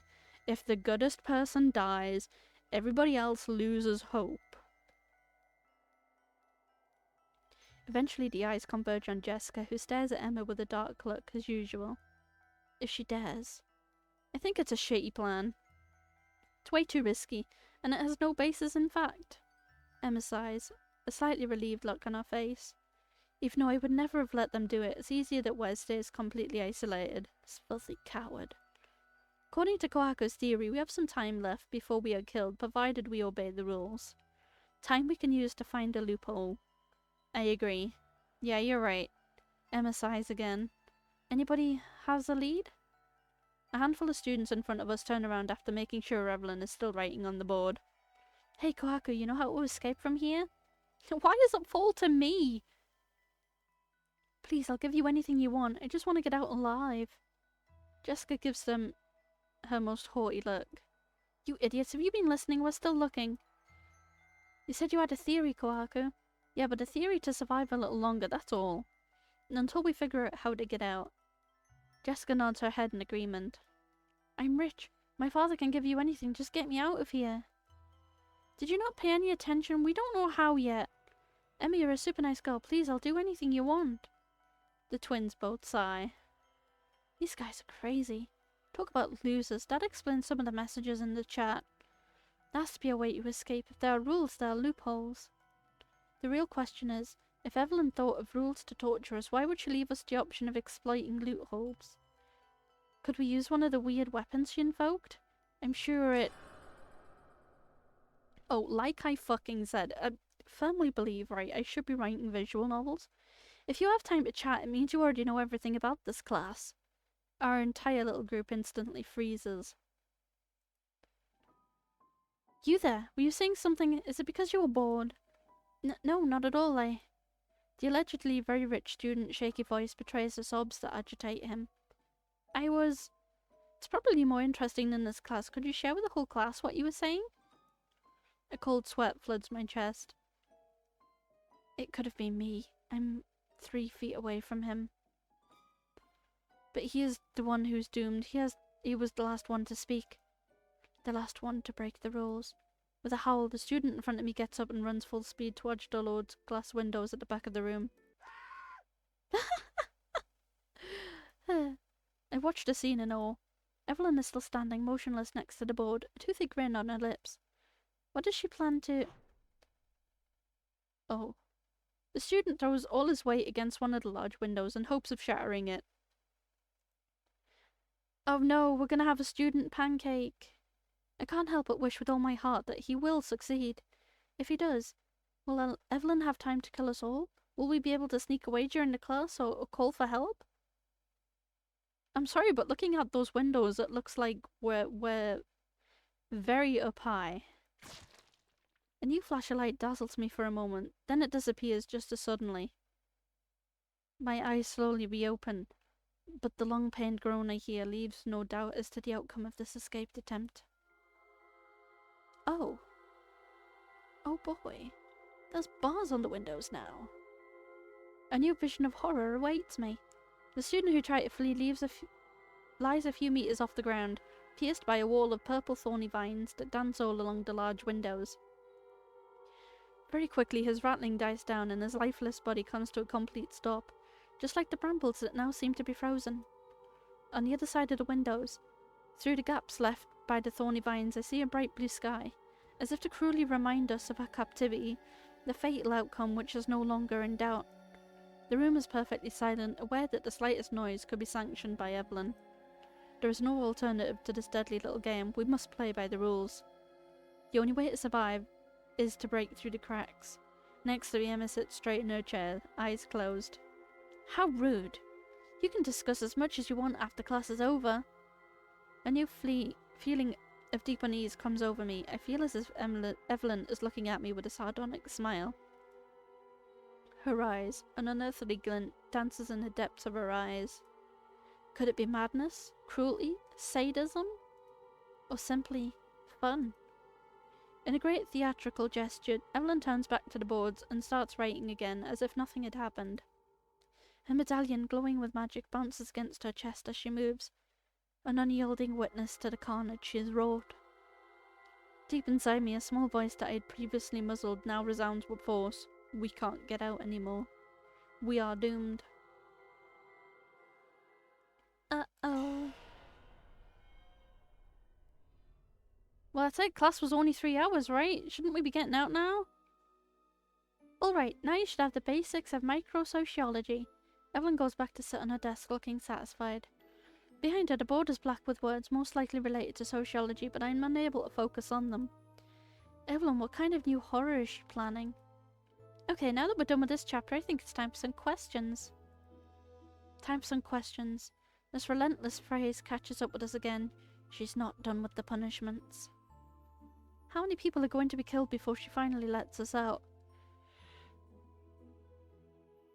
Is she really planning to sacrifice the entire student body one by one under the guise of nobody's perfect?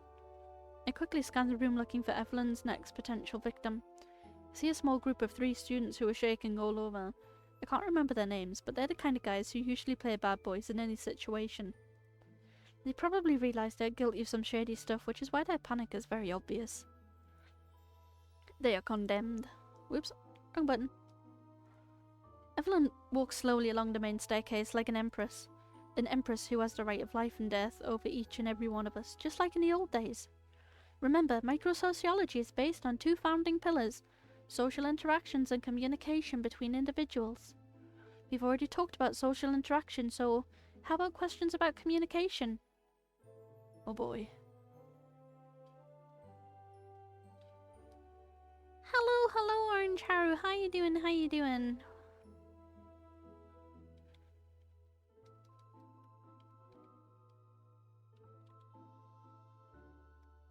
What are you playing today? Ooh, cassette beasts.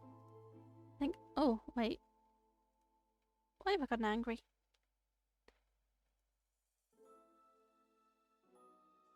I've heard it's a rhythm game, though I've never played it before.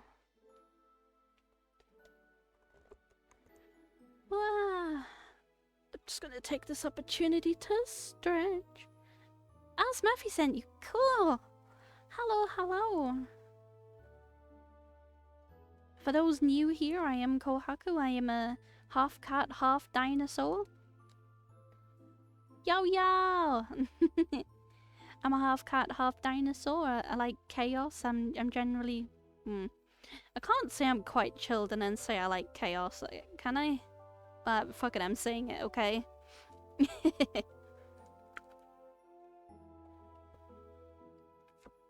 Yeah, nice drink. How was Cassette Beasts? Good evening, Baldy Bear. How you doing? Yeah, I like dinosaurs. I actually rescued a small dinosaur from work today. I'm a cleaner in a restaurant, and I almost hoovered a little dinosaur up, and I was like, oh, this poor guy was abandoned by his owner, so I put him in my bag. I brought him home. I called it Larry. Larry is a Drometrodon. Very cute. Yes, I do love dinosaurs.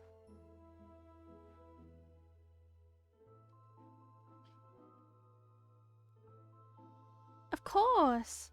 Bulls in china shops, dinosaurs in restaurants, you know. It just works.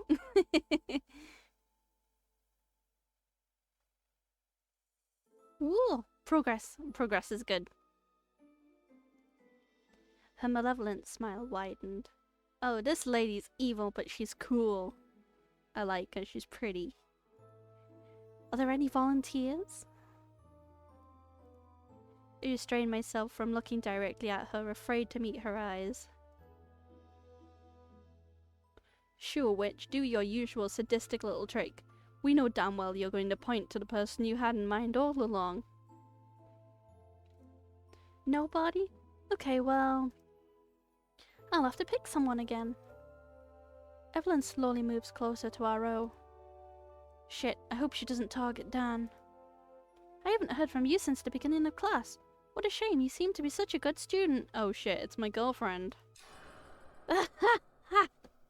Uh-oh. I did say she wasn't going to make it, okay? My whole body instantly freezes. No way. It can't be. It takes me all my strength, all of my will to manage to turn my head in Evelyn's direction. What was your name again? Emma? That's completely impossible. Emma sits stiffly uptight in her seat, livid, her wide eyes focused on Evelyn. Oh no, not my girlfriend. Please don't kill my girlfriend. She barely manages to nod her head in agreement. Let's see, an easy question for someone like you. I'm on the verge of apoplexy. Blood rushes through my skull so fast that my eyes naturally close. Only Evelyn's mocking face refuses to disappear, like an indelible stain on my retina. Emma, my Emma is doomed. That's impossible. What place is there for honesty in a couple? In other words, should we tell each other everything? Oh boy, what did my Emma do? Oh no. Emma, what are you not telling me about our relationship? I thought we loved each other. You bitch, you've doomed us all. I open my mouth to scream, but only a hoarse grumble comes out. Evelyn turns to me, a finger over her mouth. No cheating. You should wait for your turn to answer. Her eyes cast a blue, evil light. For a moment, I see a stronger flicker deepen her pupils, and I feel something go haywire inside me. I can't breathe. I put my hands on my neck, still held to my seat by some magical force probably triggered by Evelyn's curse. Emma turns to me in panic. Stop, I beg you! Oh no, please don't kill my boyfriend. Evelyn stares at Emma, a big smile on her face. Yet another proof of her sadism as I continue to suffocate in my seat. Emma, I asked you a question. Emma topples over into an advanced state of panic. I try to stop Emma from answering the question, but the lack of oxygen prevents me from doing anything. Please don't answer. Honesty, telling each other everything. Yes, yes. Evelyn claps her hands together. Excellent answer. Emma turns to me, stunned. Kohaku, I have... My vision blurs from my asphyxiation. on her face, is it? Thank you for the hair parts. I will stretch. This is very intense.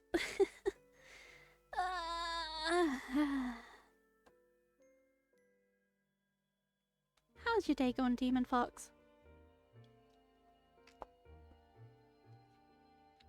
Ooh. That's very sweet. Oh, the grocery shop's getting delivered tonight.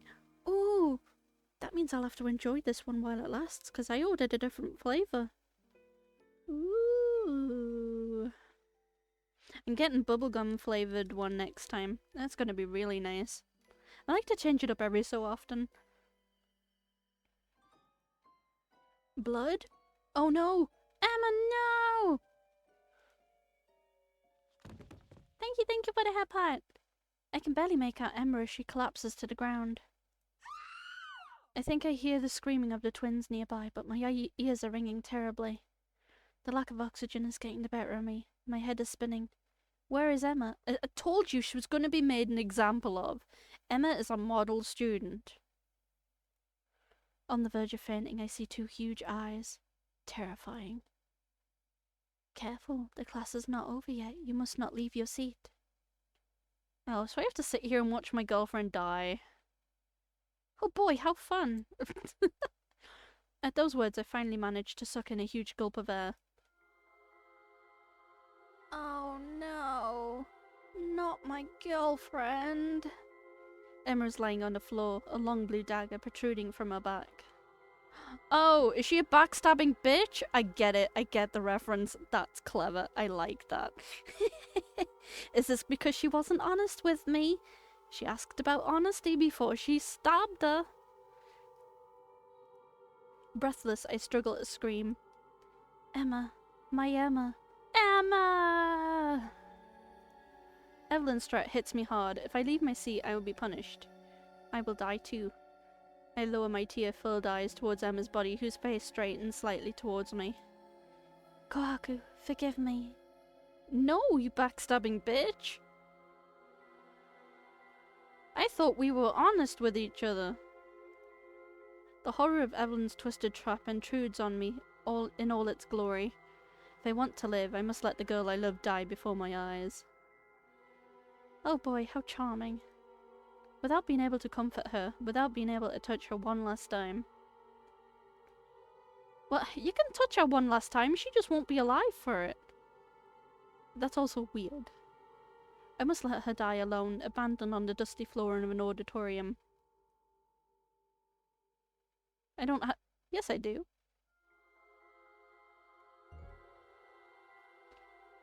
Usoda! Do I play good boy or do I die too? No. Emma is going to die, and I have to watch her die, totally powerless. Emma! With my eyes still on Emma's shaking body, I turn to Evelyn in a pleading voice. Please spare her, please! She's already bleeding out, though.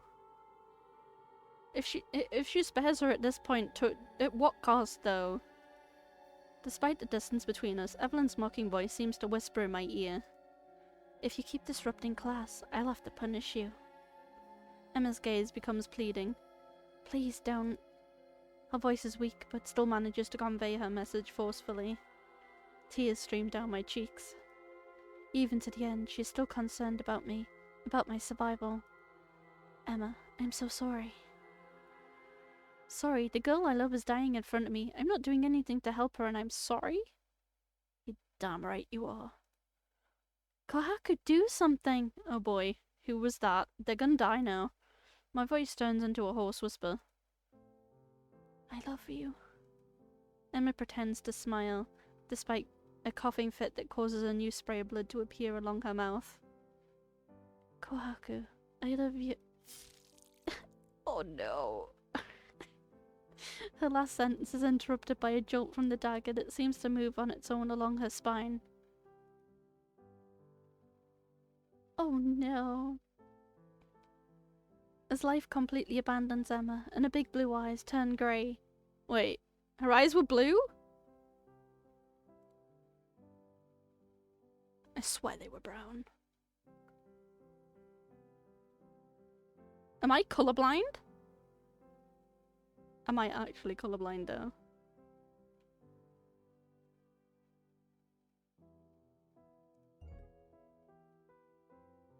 Ah! What a bitch! What the heck? I don't care about watching her die. I'm more concerned that I'm fucking colorblind. What the heck? I no longer feel anger or terror. I just feel a deep despair that almost completely numbs my pain. Emma couldn't even finish her sentence. Evelyn probably waited for the right moment to put her out of her misery to make my pain worse. Evelyn. I know I should feel all the hatred in the world for her. I know I should stand up to use the dagger stuck in Emma's body and run to certain death, trying to tear out her huge blue eyes. Oh, her blue eyes! Oh my god. Okay. That makes far more sense. I'm so sorry. I'm sleepy, okay? A normal person would just take the cruelest and hardest revenge possible, but these thoughts seem perfectly futile to me. Nothing matters anymore. Emma is dead. I close my eyes and begin to cry openly, not caring about any punishment from Evelyn. You may not cry during class! Kohaku, I'm so sorry. When I open my eyes again, I see Dan, who has moved right next to me from the back row. Guess Evelyn has resumed her class and that quiet movement and whispering is allowed again. I look at him blankly. A little further down the road, the twins are on the verge of fainting and their faces are ravaged by numerous dried tear tracks. We're gonna get even. We're gonna kill her, I swear. I remain silent. Out the corner of my eye, I see Jessica watching me intently from the row behind me, a look of concentration on her face. We won't stay passive. We're gonna make it. It's as if my heart has turned into some kind of black hole that has completely wiped out any form of emotion in me. I continue to stare at him without saying a word. Kohaku, say something! Shut the fuck up, bro, you're gonna die! Dan shakes me by the shoulder despite the risks involved if Evelyn spots us. Come on, there's no point in crying forever, we have to get even now! The ocean of pain that completely overwhelmed me slowly turns into raging anger. Shut up. What? I don't care anymore. She killed Emma. That's why we need to react. Emma, she was perfect, and yet she killed her, slaughtered her like a lamb. Looking contrite, Dan puts his hand on my shoulder in what he hopes is a comforting gesture. It is not. My theory was completely wrong. She kills anyone. If Emma was targeted, then we're all going down. Unless Emma wasn't honest with me. Evelyn asked if two people should be honest in a relationship. She said yes. So clearly, my girlfriend has not been honest in our relationship. And she punished her for it. And my in-game self is too stupid to see that.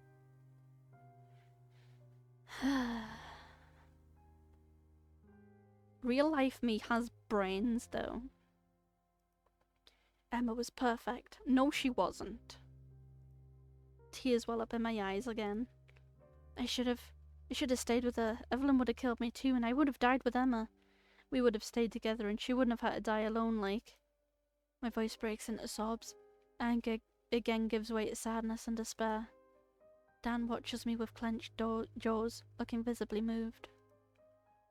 Come up with a plan if it amuses you. There are no rules, no logic. She's gonna kill us all with her invincible magical powers, and we're all gonna die, totally helpless. There has to be rules, you said so. Emma is dead, there are no rules. Leave me alone and enjoy your last moments. Dan widens his eyes, shocked by my fatalism.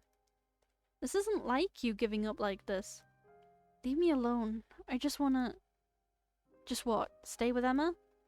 So what? Am I waiting for her... am I waiting for her to get up from my seat and have Evelyn kill me? Am I just a coward? My thinking is interrupted by Evelyn's voice once again. Well, let's get back to the questions. Is there a volunteer? An unexpected commotion fills the room. After Emma's death, everyone seems to understand that anyone can become Evelyn's target. She's gonna kill us all! Help! Run away! The screams act as a signal. 3 students rush for the door, while a handful try their luck with the glass windows despite the thorny vine wall. The remaining students remain paralysed in their seats, aware that it is already too late to get moving. I pity the participants and... I swear, I speak English. I pity the participants in this futile escape attempt. Poor fools, there is no escape. She has planned everything. We can't get out. Oh dear, someone just got stabbed. Evelyn observes the sudden rush with an amused look. She barely needs to move an arm for more magic spikes to come out of nowhere and pin 3 runaways near the door to the ground with a sickening crack. Oh! Oh, did you see the costume? It flashed! Oh, it's a pretty costume. Her smile widens as the blue glow dancing in her eyes shines brighter than ever, as does the glow in her medallion. As for those who try to get past the thorny vine wall, their screams tell me the extent of their failure. I refuse to turn around to contemplate this new part of the morbid work imagined by Evelyn. That filthy witch who deprived me of Emma. She seems to enjoy the last moans of the dying students. When a dead silence reigns again in the room, her voice raises again. You guys are pretty agitated. I think we can conclude the questions, for now. Alright, let's get back to class. Perhaps we should start the chapter about justice. Oh boy. I see where this is going. She has reigned justice. Evelyn claps both hands, delighted by her own idea. Yes, justice sounds perfect. But that is a hot laugh, I'm not gonna lie now. She turns back to the board and erases it with a snap of her fingers before returning to writing. The surviving students are all morbidly pale, even Dan seems particularly downcast. After all, Evelyn has just killed again. 5 people, without any hesitation. The list of the next potential victims is shrinking by the minute, and everyone knows they could be next. And please, don't forget to take notes. The best students will be rewarded. Rewarded? She's blatantly messing with us. The survivors' fingers unconvincingly resume their dance on the computer keyboards. Everyone seems to be in shock at the massacre that has just occurred. The door and the adjoining wall are now covered in blood, and the strong smell of corpses fills the atmosphere. I guess we've gotten used to such a stench because nobody is vomiting anymore, despite the carnage. Or maybe we don't have anything left to vomit. Evelyn, not bothered by the foul smell in the air, now recites the rest of the lesson by writing the important concepts on the board. Kohaku, we don't have a choice now. We have to come up with a plan. We're all gonna die otherwise. I turn a disillusioned look towards Dan. What's the point? We're all going to die. You just said so. All the more reason to try something. An escape attempt just happened. You saw the result. Evelyn didn't even look surprised. Dan seems at a loss for words. So what? We just have to come up with a better plan. Jessica, sitting in the row directly behind, leans in. Kohaku, stop whining. It won't bring Emma back. We need your help to think of a plan. Bitch, my girlfriend just died. Fuck off. I give her a hateful look. You shut up. Yeah, that's what I said, but in slightly less words. You never wasted a chance to insult Emma. You just hated her. I raise my voice, despite the risk that Evelyn will hear us and just take a bite out of our lives. After all, why not? We're all doomed anyway. You must feel so superior to be still alive, but Emma deserved to live 1,000 times more than you. Tears fill my eyes again. I thought I was dehydrated for good. Emma, she was so much better than you, than all of us, and yet she is... I'm unable to finish my sentence. Saying these words out loud feels like an almost insurmountable ordeal. Jessica looks at me sadly. It's the first time I've seen that kind of look on her face. Kohaku, about Emma. Dan cuts her off. Emma begged you to stay put so you would stay alive. If you listen to her, it means you still have hope in you. You want to survive. I didn't move when she died. I watched her die like the worst kind of coward. And since then, I still haven't moved. when it would be so easy to end it. I only need to stand up. And Evelyn... Kohaku, Emma sacrificed herself for you until the end. She only thought of you. Don't throw away that chance. We can do this. Behind Dan, the twins glare at me. It's true, Kohaku. Emma was counting on you. If you die without trying, then it's like she died for nothing. A small spark of fury flares up inside me. It gently rekindles a desire I had almost completely obliterated since Emma left us. The desire to live. The despair I feel does not go away. There is no out. Evelyn has just proved it. Her magic is far too powerful. Powerful and cruel. Just read the chat. Look at these spineless idiots who have already given up. You're better than that, Kohaku. I turn back on my laptop without any conviction and scan with my eyes the last messages left on the chat. Can't believe it. She just killed 5 people at once. She killed Emma, then we're all doomed. She killed for fun, I told you already. Don't try to find any rationale. So Kohaku's theory was completely wrong? Kohaku's just trash. Right, there's no need for that, okay? Jesus Christ. He's been working with us since the beginning. Yes, that's why she killed my fucking girlfriend. Yeah, maybe he wanted to give us false hope. Kohaku, you filthy trash. Repent, it's because of the sins of a few that we're all doomed. He's crazy. We were all chosen as sacrifices to summon a demon to cleanse the earth of our sins. It's not that crazy. Maybe we're all going to die because of the wretchedness in our class. Shut up, Matt didn't deserve to die. He didn't do anything wrong. That makes sense. We're all condemned because of a few assholes who deserve to die. That makes no sense at all, you idiot. We're going to die because of you all. I hate you all. We're all going to die because guys are worse than animals.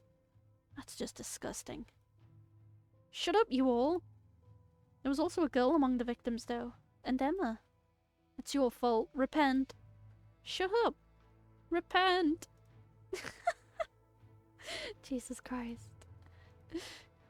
Popcorn! What the hell? Repent! Shut up! I guess this goes on a while. I interrupt my reading. The non-stop flood goes on forever. Faced with adversity, people go crazy. You're better than this, Kohaku. I'm not so sure about that, but I'd like to think so. Kohaku, these cowards have chosen their fate, but not us. We still have a say. I let out a dejected sigh. Anyway, my theory is wrong. I can't come up with a plan that makes sense without understanding the rules of the game. So what? You've always been too theatrical. Less talking, more acting. What kind of action? Did you see how she killed 5 people in the blink of an eye? Kohaku's right. If we don't understand how she acts, we won't be able to exploit her weakness. I don't care. I'm not going to sit around and wait for death. Then be killed, you fucking fool. The discouragement wins our small assembly. The faces are dark except for Jessica, who gives me an enigmatic and sad look at the same time. Kohaku... All eyes immediately pivot on her, hoping that she will announce the plan as miraculous as it is unexpected. I have to tell you about Emma. Yes, please, prove me fucking right. Emma was a backstabbing bitch, okay? Who played goody two-shoes, but was actually a cunt. Prove me right, please. What is she gonna say? That she saw Emma throw a piece of trash on the street and hence deserved to die? Jessica lets out a long sigh. I'm sure she was very nice to her friends, and she probably had a lot of affection for you, but... The twins open their eyes wide. Oh boy, what is she going to tell me? Jessica, there's no point. It wouldn't do any good for him to know. Wait, what? Tell me what? Speak. Speak, demon! My tone is unnecessarily snarky, but proves my renewed interest in the affairs of the world. Emma, I hate her, it's true. I can't forgive her since... He doesn't need to hear that. I glare at Chloe. She immediately looks down. Shut it. I need it more than ever. Since what, Jessica? Jessica closes her eyes. Since she slept with my boyfriend last year at Dan's party. Oh, boy! The honesty! The honesty! Didn't I tell you? What? Emma with David? Is that why you dumped him right afterwards? Wait, what? Zoe looks at me with pleading eyes. She was upset about her cat who died and David kept hitting on her. It's not her fault if... Jessica's eyes regain their ice-cold glare. I caught them in the act at the party. I don't care what their reasons were for doing this. It takes two to cheat. Both of them deserved all my contempt. So yes, I dumped that cheating bastard, and yes, that's when I started hating Emma. And no, I didn't tell you, Kohaku. Emma, my Emma, so sweet, so perfect. Such a backstabbing bitch. Hello, Charlie, how you doing? She cheated on me? Kohaku, you had been together for less than a year back then. If you knew how much she regretted it after... Shut up! I yell without any restraint. I feel most of the eyes in the room converge on me. It is literally impossible that Evelyn didn't hear me. The twins, terrified, turn their heads towards the board, waiting for the inevitable punishment. That never happens. Only the cheerful voice of Evelyn, who continues to recite her lessons, fills the silence, and the noise of the computer keyboard settles down again. Emma cheated on me. Thank you! I do quite like my hat. And my blanket. Blanky. It's cute. Despite all we've said to each other, everything we've been through, all the words of love we've exchanged, tears are coming to my eyes. I thought we would end up getting married, start a family together, grow old together, die together. Fuck! Kohaku, I had no idea. I'm so sorry. The twins remain quiet. They obviously knew all about it. They and Emma have been friends forever. Kohaku, I'm so sorry I didn't tell you sooner. I didn't think it was any of my business. I didn't want to interfere in other people's relationships. I already had to bury mine. I remained silent, my fists clenched. Emma, behind her angelic smile, she slept with a filthy trash like David. Every time she told me I was the only one. Shit! Sorry to bring this up again, but that means Kohaku's theory is still correct, right? Emma did not deserve to die for that. She was a backstabbing bitch, sure. Would I have actually stabbed her in the back? No. I cast a bloodshot glance towards Wes, still sitting in the row behind me. But he is right. I don't want to admit it, but he's right. If you say one more word, I'll rip your throat out with my teeth. Wes immediately closed his mouth, obviously frightened by my meaningless threat. That's an awfully cynical Kohaku, and I understand how hard it is for you to take that under such conditions. But Wes has a point. The witch did have a reason to go after Emma. There was nothing blind about it. I don't care. I don't give a damn. My theory, Jessica, Dan, everyone. Oh, that means Dan's next. If she's going after people who cheat. My whole being is focused on Emma. All the happy memories that are crumbling one by one. Kohaku, we have to get revenge. Channel your anger to find a way out of this.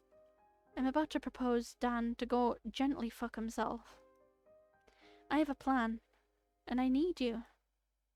Everyone goes wide-eyed. No one expected Dan to come up with a plan, not even me. The surprise makes me forget Emma for a moment. You have a plan? We're listening, Dan.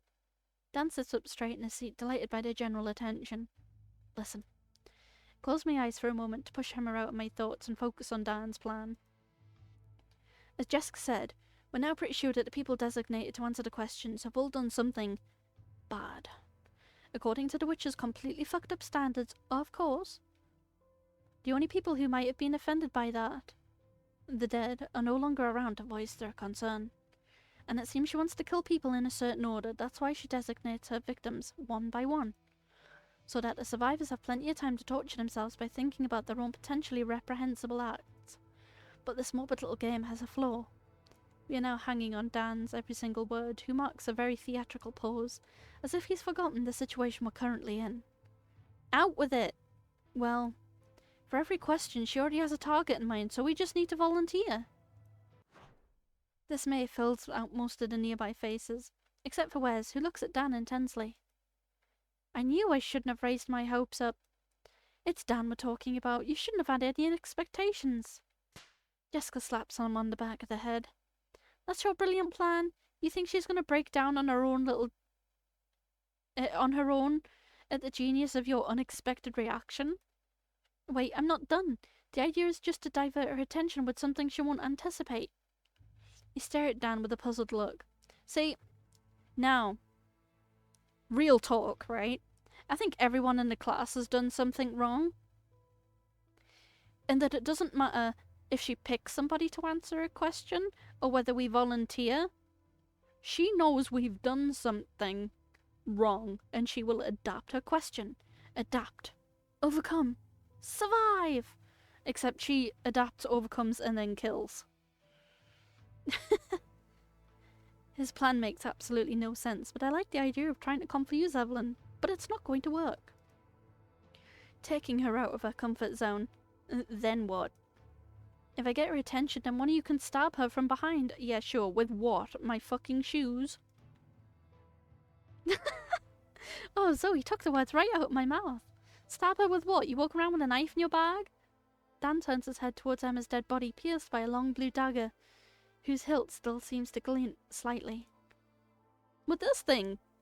Dan turns back to me. I'm sorry, it's... He shakes his head. Sorry, Kohaku, this is the only weapon we have on hand. The others are too far away. There's no way we can get to them without the witch noticing. I look down at Emma and immediately look away, overcome with nausea that is all too familiar. My mind is flooded with conflicting feelings between despair at having lost Emma and anger at knowing that our relationship...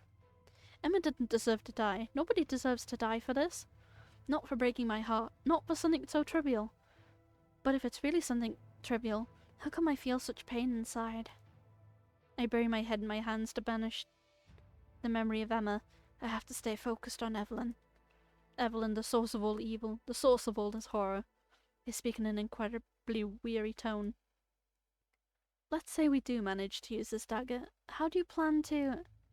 You really plan to stab her? In case you've been sleeping all morning, she's a witch. Physical weapons are powerless against her.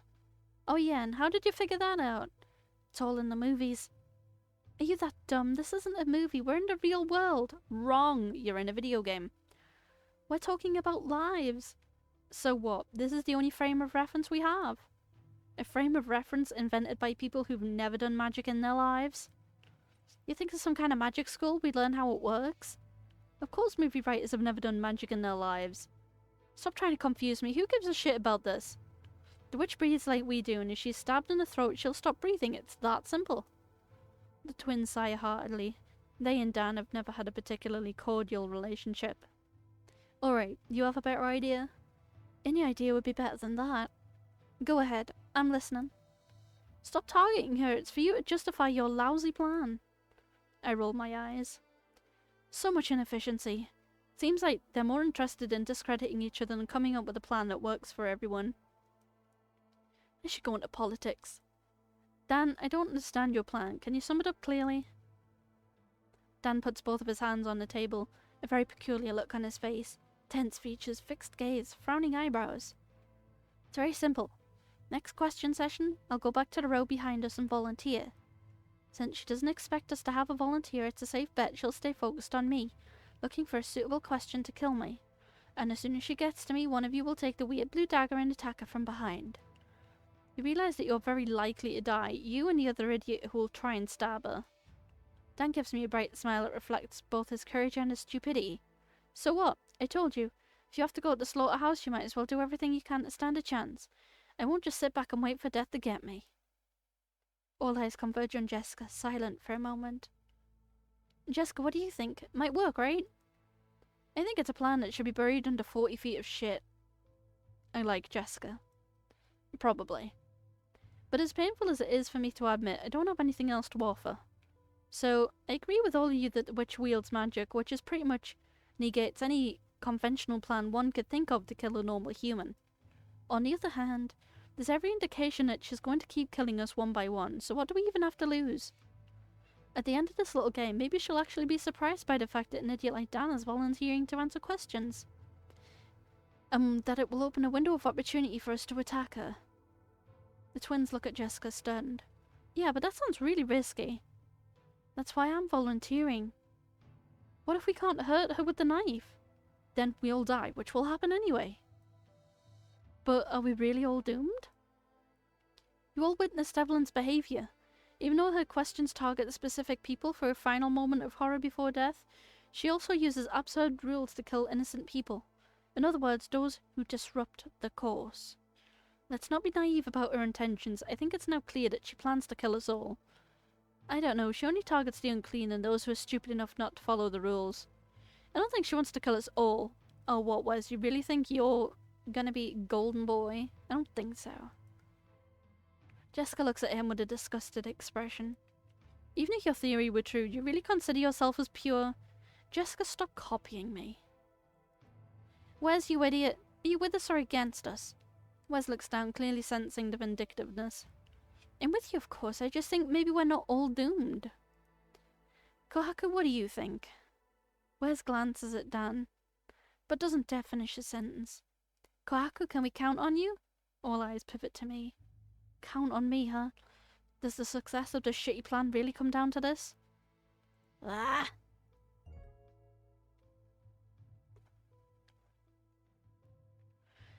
Hey, big stretch before we... I reckon we'd be good boys for now. Drops of sweat dampen my forehead. Dan wants me to be the one to stab Evelyn. The most dangerous job. Such an honor. Thank you. A bit of smile appears on my face. I really need a drink. I'm going to drink. Oh, that tastes nice.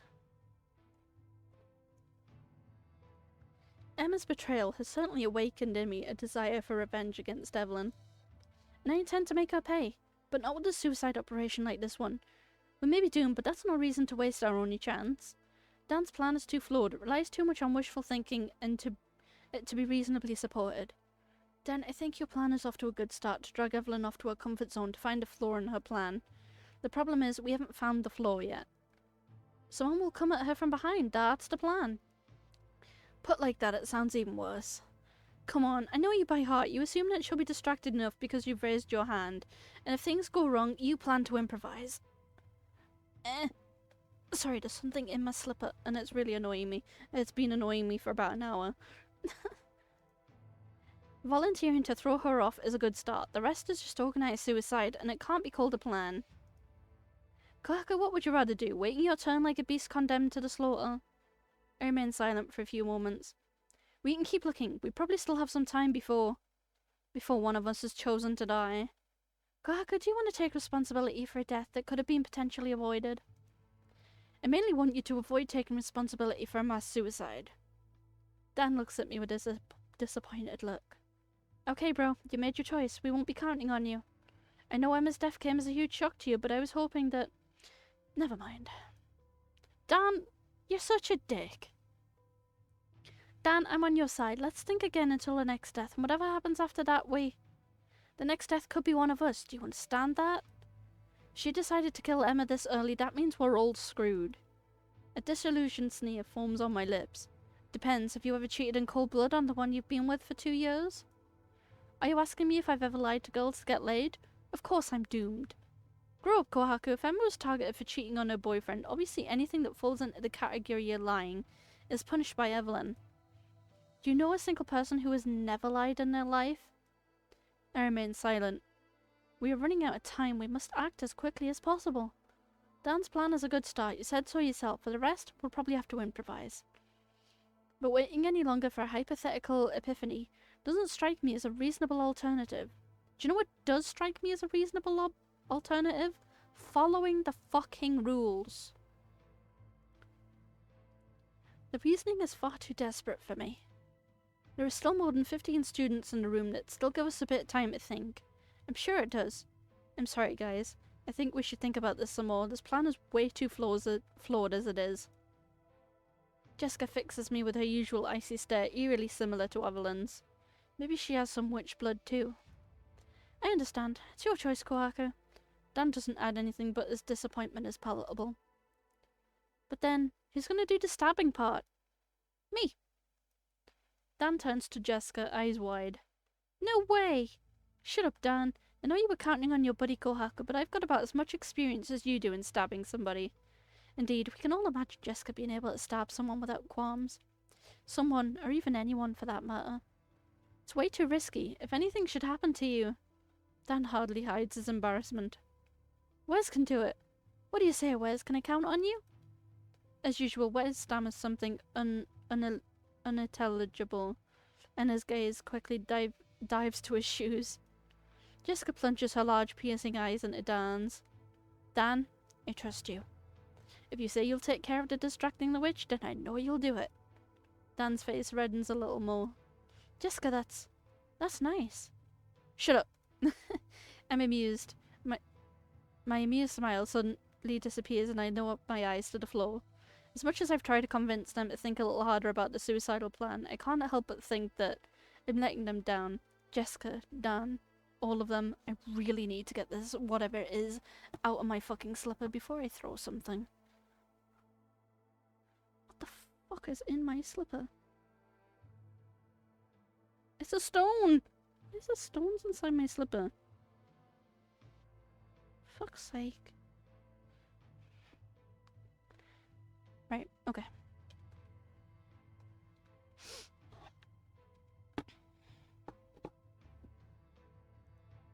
They're going to take crazy risks to save us all, and I... Stop giving me choices! No, it's too risky. I made my choice, I will die on my pedestal. I weakly shake my head. My mind is made up. I need to come up with a better plan. A better solution. And if I see an opportunity while Dan's plan is unfolding, I can always intervene, right? I cite my naivety.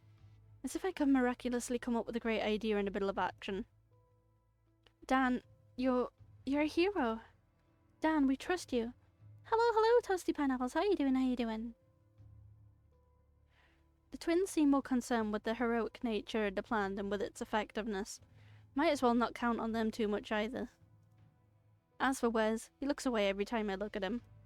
He's probably delighted to escape any responsibility for the execution of his plan, and doesn't want to be noticed too much. Oh, what a horror movie. I like horror movies. They don't scare me at all, but there's only one movie that has shaken me, and it's Mirrors. Okay, I think we're all set. Dan's gaze travels around our little circle. When he finally lands on me, I feel like I'm shrinking in my chair. Underneath my cover of being a great strategist concerned with everyone's safety, I'm just a coward. Incantation, I don't believe I've ever seen that. Dan, I'm sorry. Dan ignores my whisper and a big toothy grin lights up his face. Let's make that witch pay.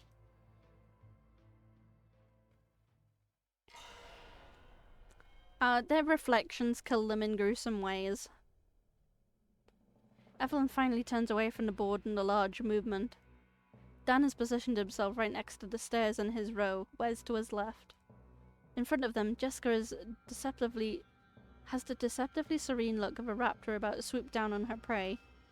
She's a natural predator. The blue dagger is at her feet, out of sight. It would be too risky for her to keep it in her hands. Evelyn would notice it immediately as he walks up the stairs. As for me, I'm still sitting in one row down, well out of sight, separated from the stairs by the twins. Ooh, a Taiwanese horror movie. I like Asian horrors, they're really cool. The shame I feel does not prevent me from shaking like a leaf the moment of truth approaches. As if to prove me right, Evelyn's sweet voice raises from the board. Alright, it's question time.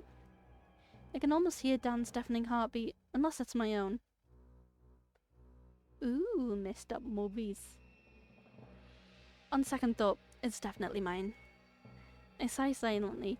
I'm not even part of the plan, and yet I'm on the verge of a panic attack. I'm really pathetic. We just finished a chapter on justice, which is perfect because I have some questions for... Evelyn pauses, her gaze fixated on Dan. Or to be precise, on the shaking arm he painfully manages to hold up. You, what's your name? Dan's shaky but loud voice reaches my ear. Dan. Well, Dan, do you have a question?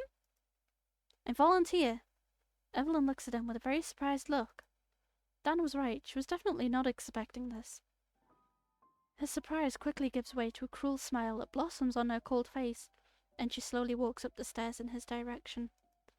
Very slowly. Ooh. Real emotions, gotta love those. A terrifying slowness, really. I don't know how Dan manages not to faint. Dan lowers his arm as Evelyn finally reaches him. Do you volunteer to answer the question? Dan painfully nods his head. Evelyn's proximity seems overwhelming, even to me who is not the target of her attention.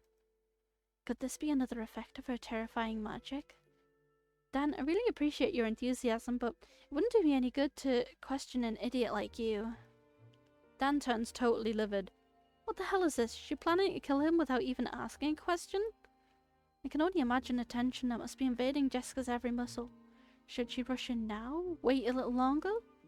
Shit, nothing is going as planned. Given the average level of this class, it's better to give the floor to the students who are more worthy.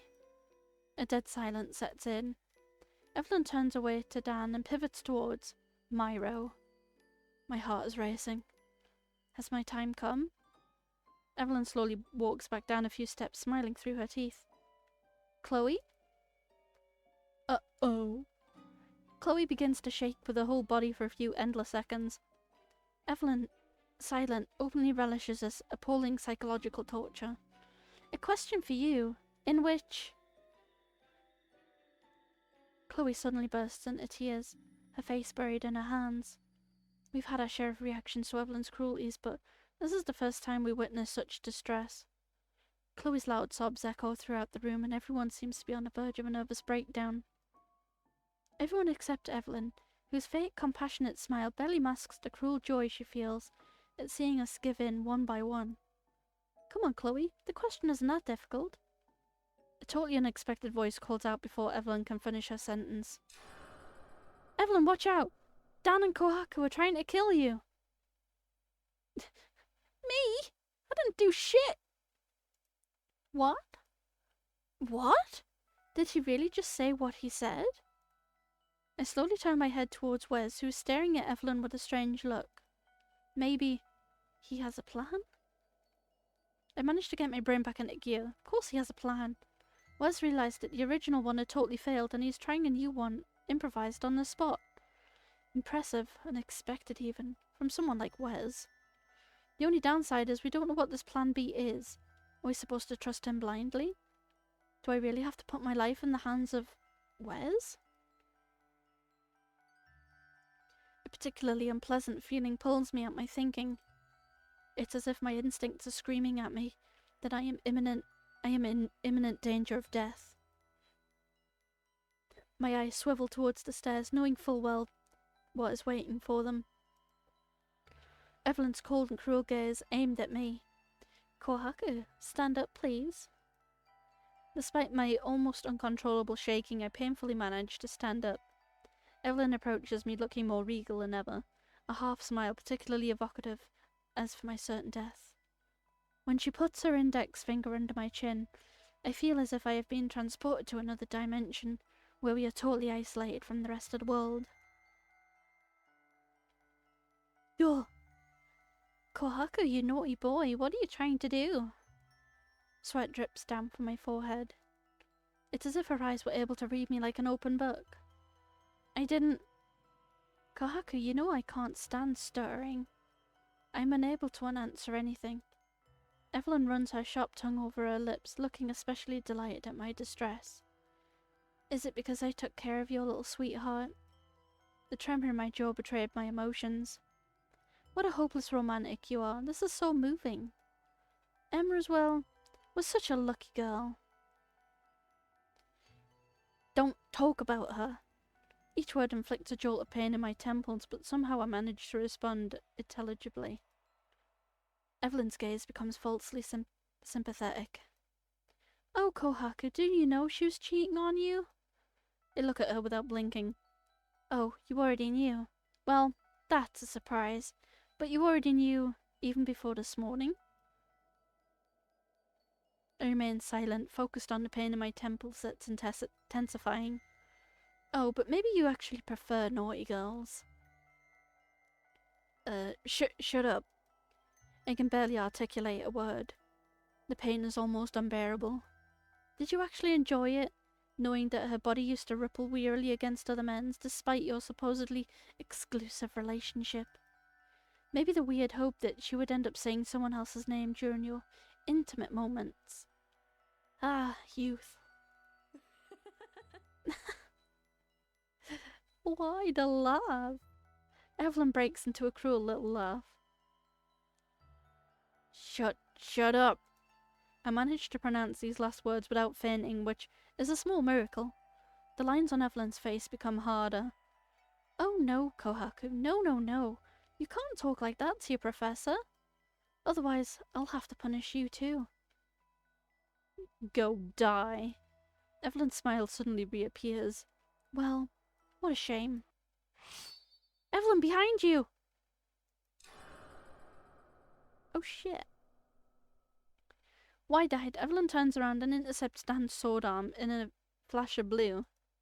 She clenches her right fist back into the void and Dan contorts in pain on the floor.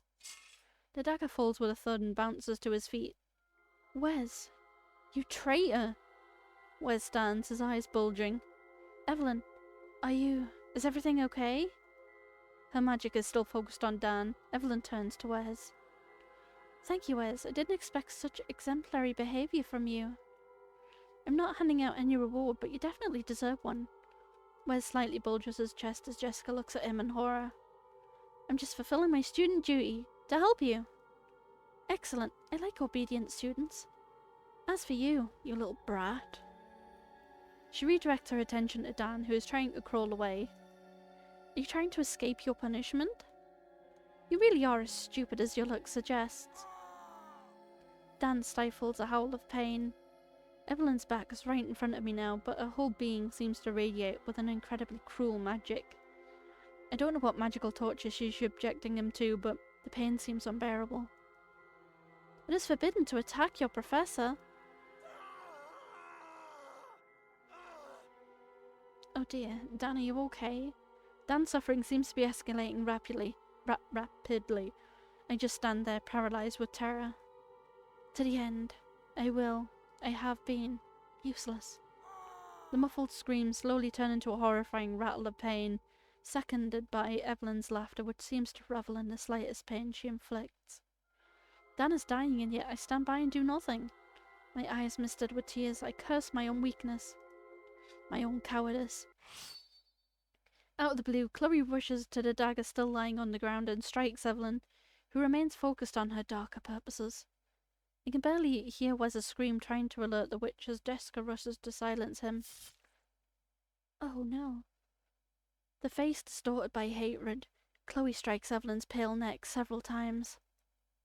Sprays of blood spray the ground as the metal easily tears the flesh. Oh no! Evelyn eventually collapses to the floor in a torrent of agony. Short of breath, her face studded with a mixture of sweat and blood, Chloe drops the dagger at the floor. Evelyn's wound is without a doubt fatal, and the expression of suffering on her frozen face tells me that she has finally passed away. Only her medallion glows faintly with an unearthly blue light. Dan lies right in front of her, his eyes empty of life. He died to save us. Dan, shit! A few tears bead at the corner of my eyes as I see Wes rush to Evelyn's lifeless body looking totally desperate. Evelyn, please, wake up! This fucking traitor. How long has he been working for her? Was he planning to betray us all along? Fists clench, I feel a new hatred draw in my chest. Dan is dead because of him. Bing.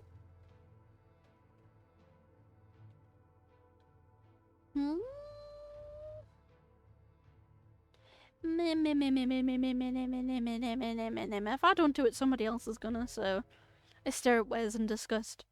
He really is mourning Evelyn's death, the death of the one who caused all his horror. My eyes drifted Dan's lifeless body. Dan, you shouldn't have died. You were the only one whose death is not fully due to Evelyn. The only one whose death could really have been avoided. My jaw clenches so tightly that it's painful, and I feel the hatred rising in me. A hatred that could lead me to. Look down at the bloody dagger that lies right next to Evelyn's corpse. It almost feels like the dagger is calling me. Yes, it's calling me. It wants blood to flow, more blood. Again, again, again, again, again. Kohaku, don't do that! I turn to Zoe, a dazed look on my face. What? Please, drop the knife. My gaze turns to my hand, horrified at the sight of the dagger that is somehow clenched within my fingers. How did it get there? Did I pick it up? Zoe gives me a pleading look. Kohaku, you have to stop. There's bloodshed. I can hear the wisdom in her words. And yet a little voice in my head is screaming at me to kill Wes. To make him bleed. To slit his throat with that perfectly sharp blade and watch him bleed to death. Slowly. Painfully. In spite of the pain in my temples, I manage to focus on the situation. I don't want to kill him. To become a mere slave. Kill him. No. Kill him. Stop. Kill. I let out a howl of pain and I managed to regain control of my body. I will not kill him. I refuse to become Evelyn's puppet. The voice that was so present in my mind disappears completely. I realize that I am sweating profusely, short of breath. Zoe hugs my arm, a panicked look on her face. Kohaku, are you okay? What are you... Oh, shit. Well, I did say. We are interrupted by the sound of Jessica delivering a strong kick directly at Wes's jaw. At least one tooth comes loose and the traitor's body collapses to the side. That scream. I can't. Wes lets out a cry of pain, but Jessica continues to kick him as he contorts on the floor. You little vile traitorous shit. Wes starts coughing up blood and Zoe rushes over to Jessica to interrupt the brutal beating. Jessica, stop! The witch is dead! Jessica slaps her with a resounding blow, then resumes to strike against Wes, who remains collapsed on the ground. He killed Dan. He's a traitor who wanted us all dead. He must pay! I step between her and Wes and the dagger red with Evelyn's blood, still in my right hand. Jessica looks at me with all the hate in the world in her eyes. You want to save him too? You think it's fair? I shake my head and hand her the dagger. Make him pay. Jessica's eyes watch me with all their intensity for an interminable moment and then disappear under a blanket of tears. Why did he betray us like that? Place my hand on her shoulder in the vain hope of comforting her. All around us the students scatter towards the door, too happy to be alive to care about Wes's fate. Out of the corner of my eye, I spot one timidly opening the door without encountering a curse. A triumphant clamour fills the room and the students all rush out. It's really over. The curse is lifted. We are saved. Thanks to Dan's heroism and Chloe. Chloe, who is amazing. I never imagined that she would be capable of taking such initiative. Her courage echoes in my own cowardice, but the incredible relief of being saved overcomes my bitterness. Jessica cries, still reeling from emotion, redouble in intensity. Dan would never have died if it weren't for him. We already had the witch to deal with, so why? A raspy cough interrupts as Wes' guttural voice reaches my ears. Why? Why? To survive like I've been doing my whole life. The few remaining students stare at Wes with a stunned look. It's easy for you, beautiful, popular people. Life is so easy. A twisted sneer appears on his bloody face. Me? To survive I had to take refuge under the wing of a powerful all my life. Nobody cares about a guy like me. Staying in the shadow of the popular ones is the best I can hope for. No one believed in your plan, not even you. The only way to survive was to serve Evelyn. With her powers, she could have established a new order. A new justice where people like me can exist without depending on people like you. But now she's dead, and all this slaughter will have been for nothing. Your lousy plan will have been for nothing. Behold the corpses around you. And you come and ask me, why? Fuck off, it's all your fault if... The scream. Chloe's vicious kick hits Wes in the throat. The latter, on the verge of choking, stirs weakly on the floor like an earthworm. Shut up, you're not even worth getting our hands dirty to kill you. With all the weapons your new master summoned, you have enough to kill yourself easily. She spits at Wes, who is trying to catch his breath, then walks away towards the door, with Zoe following her. Jessica looks at me indecisively. I stab the soiled dagger into Evelyn, who remains perfectly still, then lower my eyes towards Wes. Go join her. We'll lock the door behind you. Let's go, Jessica. Jessica nods, her eyes still misty with tears. I walk slowly towards the exit, a terrible smell of blood behind me. I try in vain not to look at the corpses that litter the floor like this articulated puppet subjected to the vindictiveness of a capricious child. All this carnage because of Evelyn. Oh dear.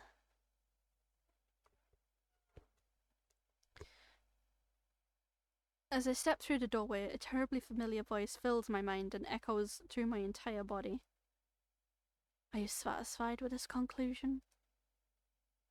A horrified look on my face, I turn back to Evelyn, who still lies motionless, next to the row where I was sitting. Wes is crouched down next to her and is holding her face as he cries. Kohaku, are you okay? I shake my head. Evelyn is dead right in front of my eyes. She's dead. So where's the voice coming from? Kohaku, let's go outside. You need some fresh air. I nod my head unconvincingly and walk briskly towards the exit, an inexorable feeling of unease in my heart. I welcome the blue sky with great relief. The sun is obviously at its zenith. This endless nightmare will have lasted only one morning. A morning strewn with deaths, populated with suffering and miraculously sealed by the disappearance of the witch. I suppress a new nausea and I keep my gaze on the bright blue sky this time. It's really over. We're out in the open, beyond the reach of Evelyn's magic. The classroom was her playground, her kingdom. If we're out of it, it means we're safe for good. The other students, most of them in tears, hug and scream with joy. Even Jessica walks over to the twins to hug them, too relieved to be alive. An embryonic smile appears on my lips. We are alive. I am alive. The nightmare is over. Finally. I highly doubt it. And suddenly, the landscape takes on an impossible colour and a sickening crunch around me. Everything has frozen. Only the wind disturbs the silence of the Death Witch cells. An icy wind carrying the rumour of a melodious voice that whispers softly in my ears. Does this conclusion really suit you? Overcome with dull panic, I look around frantically. Am I hallucinating? Where's the voice coming from? You are dead, Evelyn, you are dead. You no longer exist. A terrifying burst of laughter both near and far rings in my ears. The impossible colours all around me seem to swirl in a hellish spiral. Is it really over?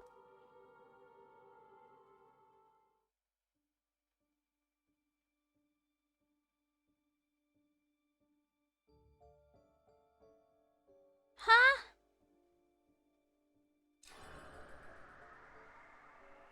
Oh, pretty. Oh, that's cool.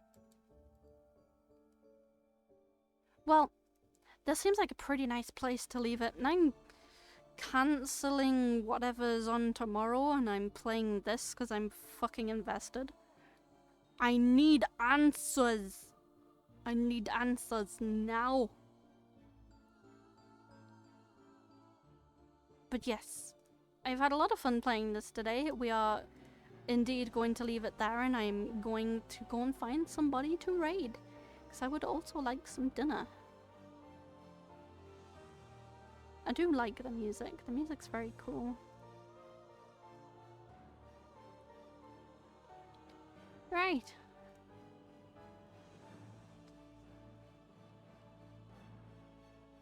Well, if you've enjoyed what you've seen today, come back tomorrow. We're going to play some more of this. We're hopefully going to finish it. I'm very, very invested in whatever story this has to tell.